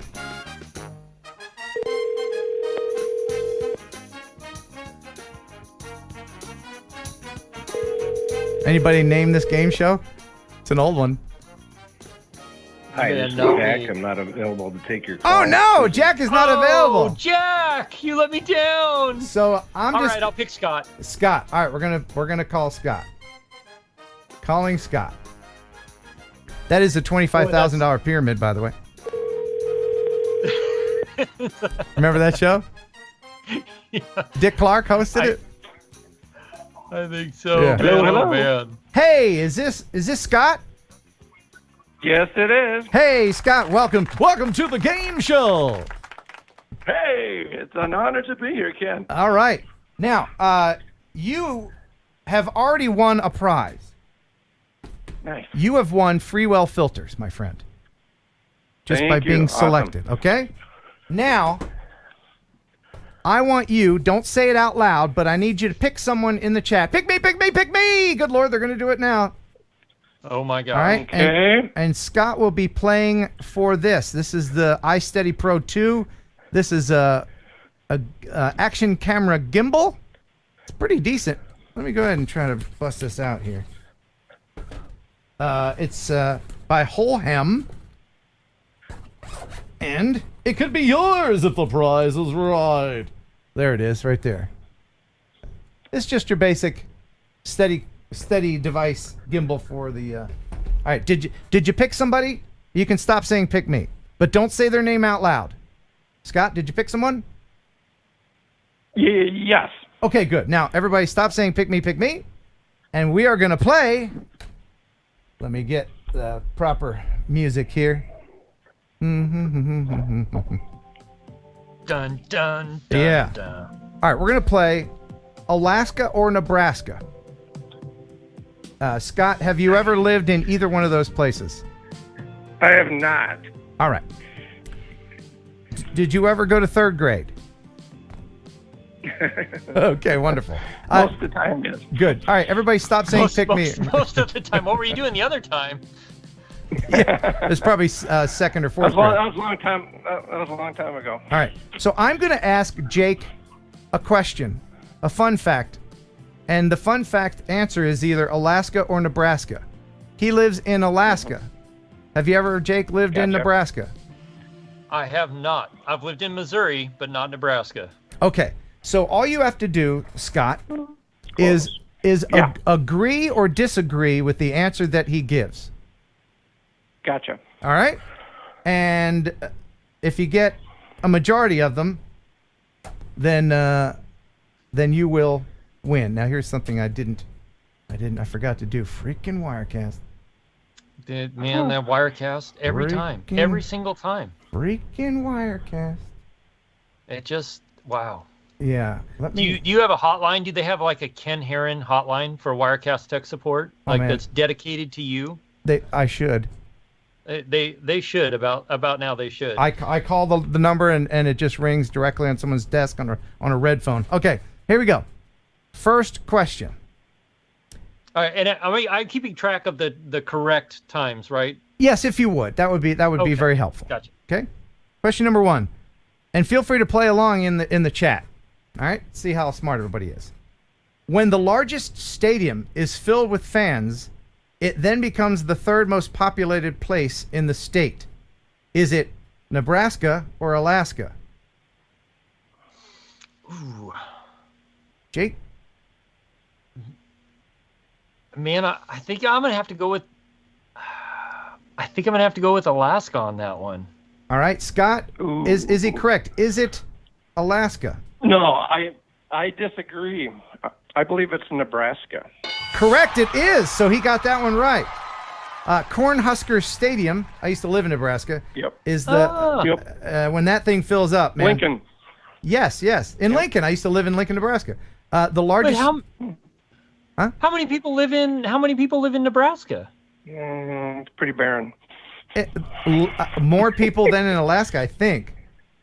That's what I was thinking. The largest stadium in Alaska only holds 6,290 seats, and that is Sullivan Arena in Anchorage. Yep. All right, so we got one right. Sure. Next question. Arbor Day was started in 1854 by J. Sterling Martin.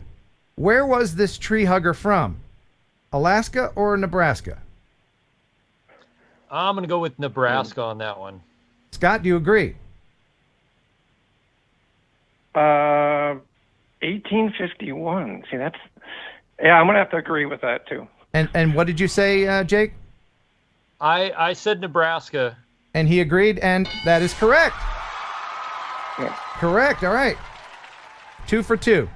Here's the next question. A 13-year-old designed the state flag for which state? Alaska or Nebraska? I'm going to go with Alaska. Do you agree, Scott?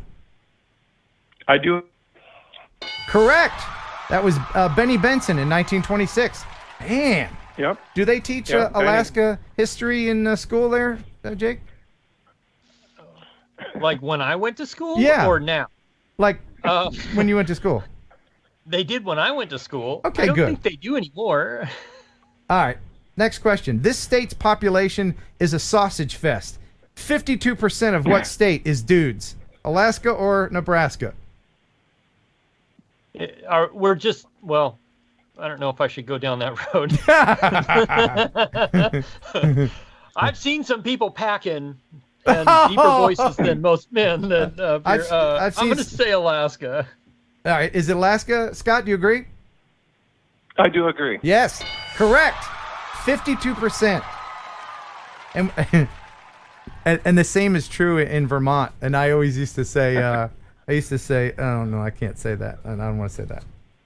I was going to say, I have seen some women peeing standing up. That's all I'll say. All right. So the next one. I've seen that as well. Yeah. The next one is a picture. Let's see how I can do this without. I don't know if I can do it without showing the answer in the screen. Oh no! Son of a gun. See, because I didn't.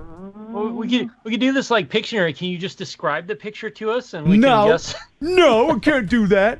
Let me try to get this done here.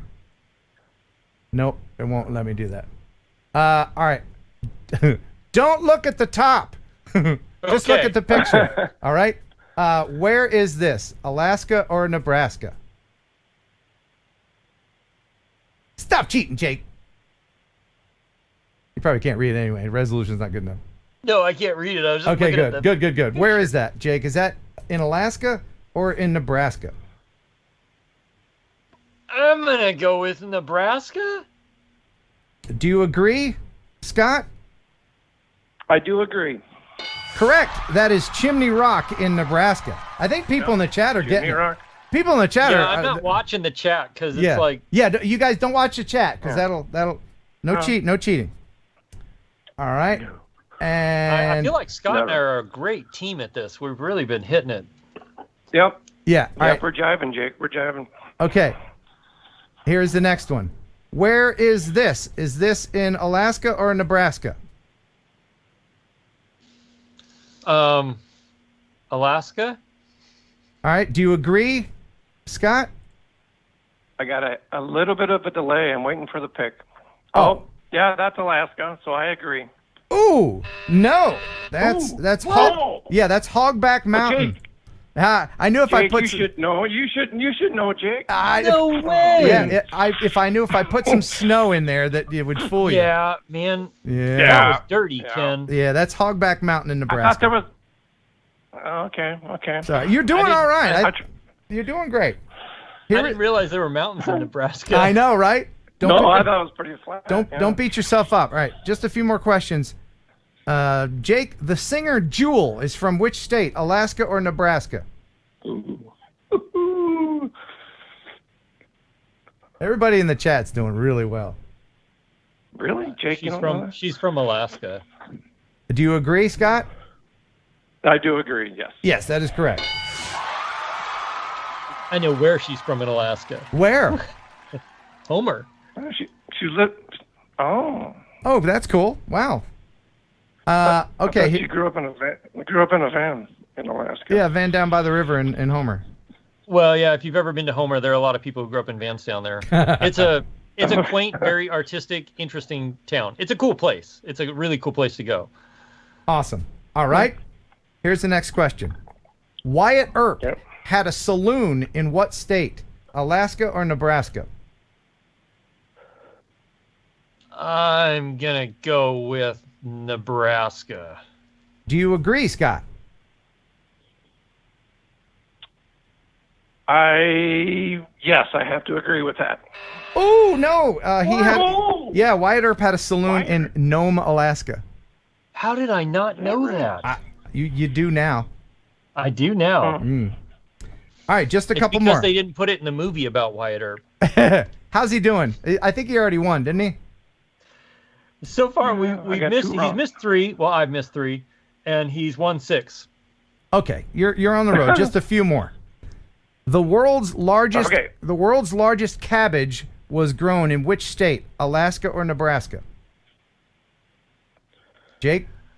I'm going to go with Alaska because everything is big up here. All right. Scott, do you agree? I'm going to disagree on that one. Oh, it is Alaska.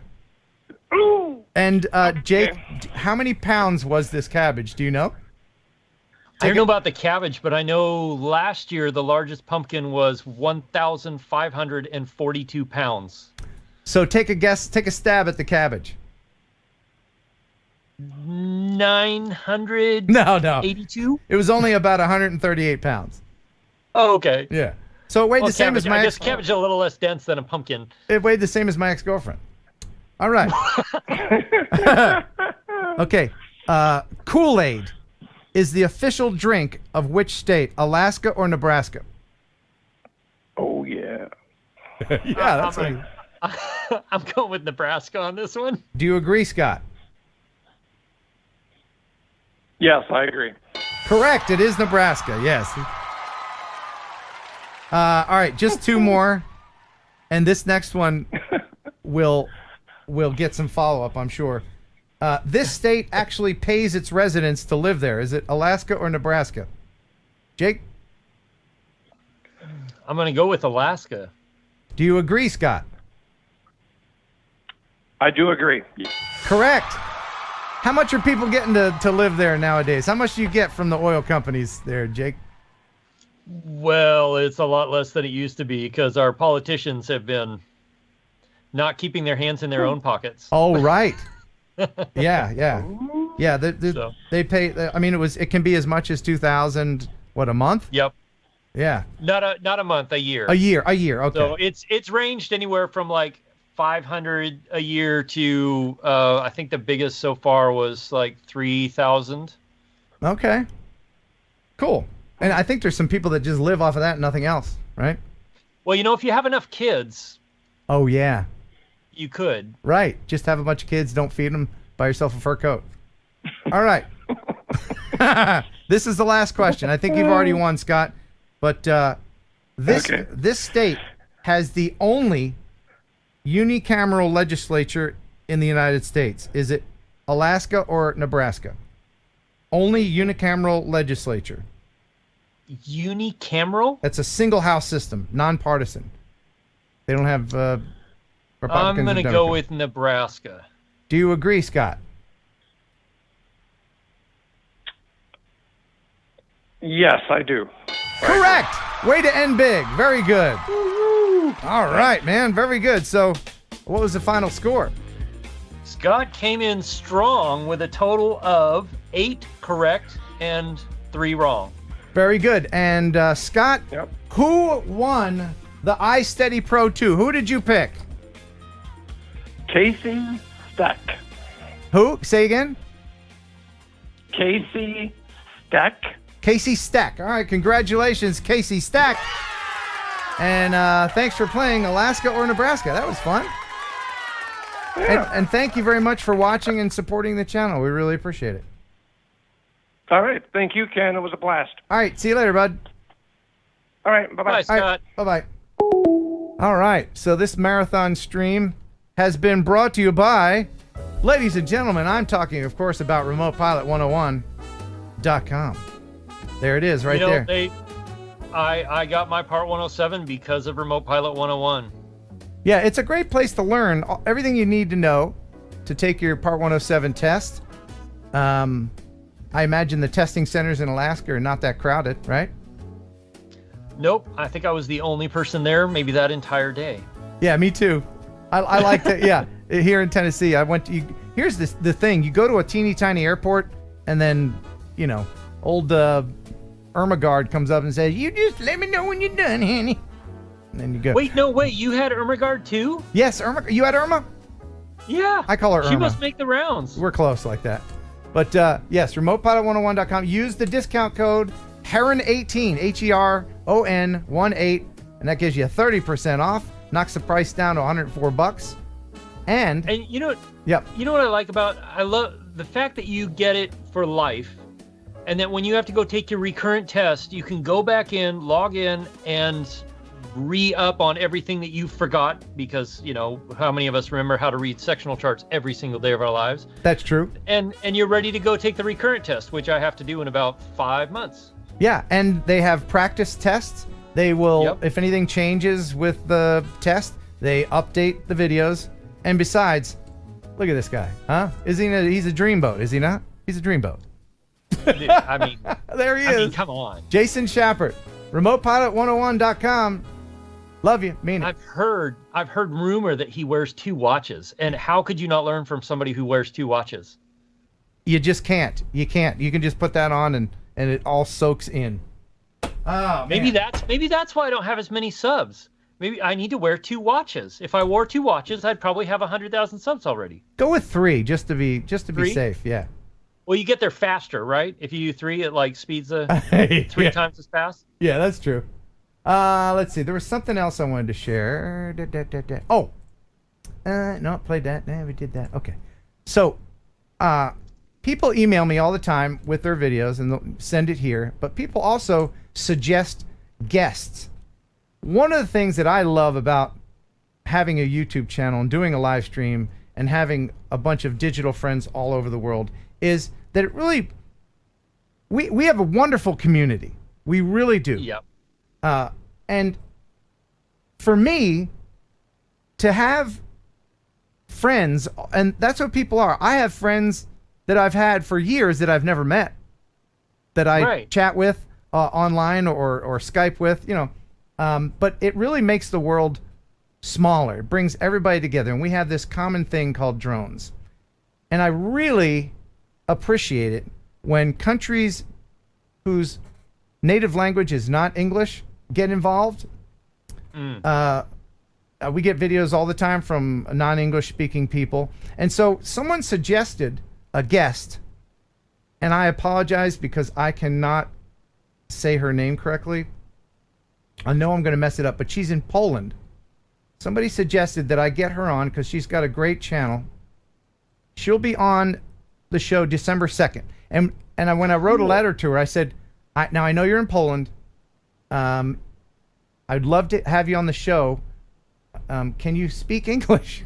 And she said yes, and which is such a handy thing. Us Americans just assume that everyone in the world should speak English, right? Right. And here in the United States, are we multilingual? Do we know another language for the most part? No. No. You can take Spanish in high school or French or whatever, but Sweden, everybody, all these wonderful countries in the whole world, they speak English right alongside their native language. And so lucky for us, and her name, I'm going to destroy her name. It's EWA, Iwa, Film J. I don't know, but here she is speaking her native language. This is her channel. She'll be on December 2nd. Cześć, ja się nazywam Ewa Ślusarczyk, a to jest kanał Ewa Filmuje, czyli pierwszy kanał o filmowaniu na polskim YouTubie prowadzony przez dziewczynę. Jeżeli jesteś tu pierwszy raz, możesz zasubskrybować ten kanał i w ten sposób pomóc mi go rozwijać. Dzisiaj na tapecie Mavic Mini, czyli... I understood the Mavic Mini part. Od jakiegoś czasu. Yep, I got that with you too. Yeah, so she'll be on December 2nd. She seems really nice, and I hope you guys will make her feel at home. And I would like to invite other people to be on who wouldn't necessarily think to be on because perhaps you don't speak that great English. But if you've got a channel you'd like to watch the streams, if anybody has a guest suggestion, please send them here, kenheronupload@gmail.com. I want to open this up especially to women. I would like to get more female drone people on, and we need more exposure for the women in the hobby as well. Yeah. So, because it really is. It's mostly dudes, isn't it? Right? It is. I mean, if you look at YouTube, I think YouTube overall is mostly guys, at least from what I hear. I mean, my analytics, I think I'm like 96% male viewers. But I get email from people saying, my wife or my girlfriend, I used to make her watch TNL, but now she wants to watch it. So that's good. I like hearing that. That's cool. I don't think we made our goal of 10 new memberships, but if anybody wants to grab a membership on their way out tonight, if you're new to the stream, maybe you've been watching the whole 4 or 5 hours, however how long it was, let me just urge you to get a membership because that really helps the channel. Now, before I go, I want to mention that Kelly Green, my other co-host, did get diagnosed today with COVID. He's going to be in quarantine for the next 10 days. I asked him if maybe next week he could be on, even with the COVID. If he feels up to it, he can wedge his eyelids open and see if he can do that. So please send your well wishes out to him if you know how to contact him. Kelly Green Y'all is his Instagram. I'm sure you would appreciate that. Now, people ask me all the time, do I go back and watch the show and read all the the comments after? Yes, I do. In fact, here's one from last time from Sunrise Water Media. It says, "Dear future Ken, I hope you're having a good day. Give Henry, my dog, a squeeze." So yes, I do go back, and I think he does that a lot. So he says, "Hey future Ken, you really reading these?" And Yeah, I'm like, yeah. So Sunrise Water Media is a cool guy, man. he really is. So many He's people. pretty awesome. All right, well, that's it. I don't want to make this any longer. And now it's time for the viewer video of the week. And the winner will get filters from freewellgear.com. Go to freewellgear.com. It's a great website. They are an awesome supporter of the show. These filters that I give away, they're like $120. They're really well made. Jay can tell you, these are good products. They're fantastic products. I have purchased filters from other brands I won't name that are way more expensive than Freewell, and my Freewell have lasted and held up better for years now than the other more expensive brands. And honestly, like the quality, you just can't beat the Freewell filters. The price is, some people think it's a little expensive, but the quality is fantastic and the durability is great. And you can tell they go that extra mile, even with the case. The case is magnetic. They didn't have to do that, but you have it in your bag. It's not going to fly open or anything. So that's just the extra step that they go. Okay, so this week the winner of the Freewell filters and the viewer video of the week is, and it's awesome. I can't wait to see it. Ron Burkett. And remember, you Burkett, you bought it. That's right. All right. He says, hey, Ken, I know you're somewhat of a car guy, and although it's not a rotary, I thought you and maybe TNL viewers might enjoy this video of my friend's 1929 Rat Rod with a 429 CI engine and C6 tranny from a 69 Thunderbird. Yes, I think we might. Also, I think it's a good example of how to sprinkle in drone footage into your videos, and there are a few night photos done with loom cubes on the drone at the end. I always enjoy the show, and thanks for the effort you put into making it entertaining. Thanks, Ron Burkett from Trussville, Alabama. I used to live in Trussville, and that's a cool place. Thank you, Ron, and here it is, the viewer video of the week. The Rat Rod. Ooh.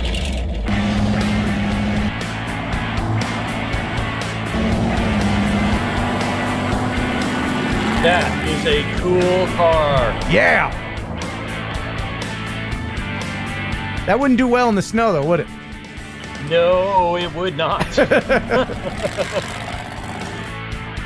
That would be a really cool car to have up here for 2 months of the year. Yeah. Look at that. That's some great aerial footage. That is. And some good colors, too. What a great project car to have, you know? Oh, my God. You know his neighbors loved him when he first started that thing and it started tuning in. Brah, brah, brah.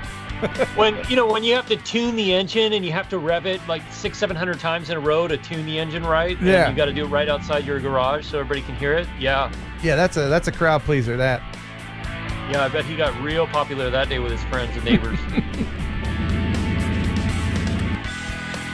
She's got legs.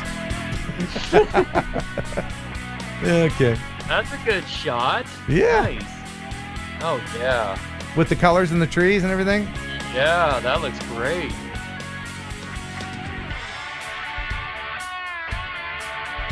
Beautiful. Look at that neon under there. Oh man, he's sitting all the way back there? Yeah, that's what I thought too, man. He's got his arm wrapped around the B pillar. It's got red lights on the bottom even. That is cool. He's the coolest kid in his neighborhood, man. Oh, yeah. Look at that.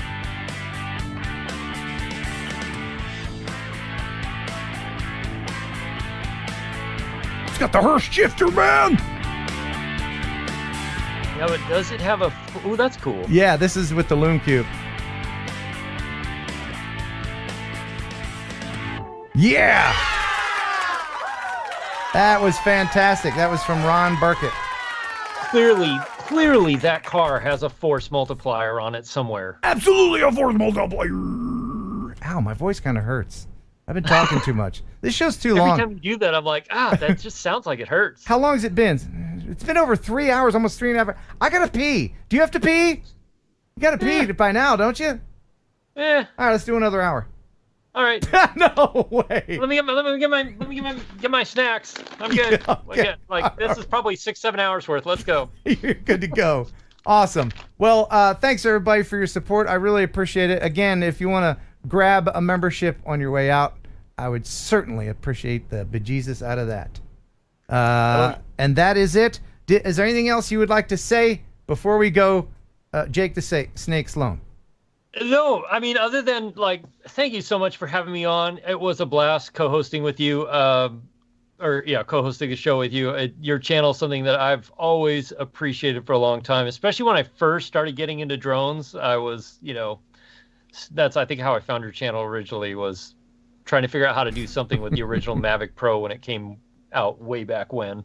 And it's my kids and I generally they always try and watch Thursday Night Live when I get home. We'll put it on the TV while I'm making dinner, and it's always fun. Thanks for having me on. I do enjoy doing it. It's a lot of work to prepare, but when you have a good co-host on, it makes it that much easier. Will you come back again and play one day? Can we high five on the? Yeah, man. There you go. Very good. We hope you enjoyed the show half as much as you would have if it had been twice as good. The entire MC said, "Good job, Sloan Ranger." You got to use that. Thanks for co-hosting. Joshua Bardwell, thanks for all your time tonight. We did learn something this evening, I believe. Fly High FPV, David Shaddix, Jeff Sills, and everybody who called in and donated and got those memberships. We'll see you next week. Next week's guest is going to be Phantom Pilot 101. Ooh, I know him. Yeah. Not personally, but digitally. Thanks for watching. Thanks for subscribing. Until next time, bye. And bye. That's it. See ya. Bye. See ya. And now I got to click the... We got to put the thing? Yeah, Don't forget the doohickey and the thingamajigger. There.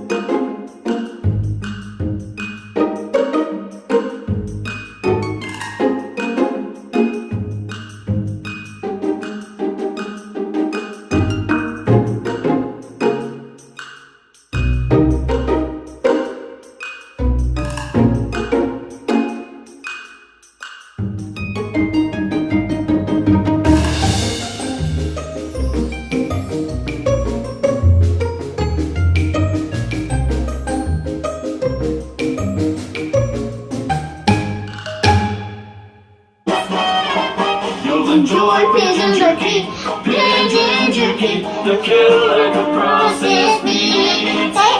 Enjoy pigeon jerky, pigeon jerky, and you'll give your family a treat. It's balanced nutrition to help them grow, and it's full of fiber to make them grow. You'll enjoy pigeon jerky. Pigeon jerky, a tail like a processed meat. Yeah. That was so funny.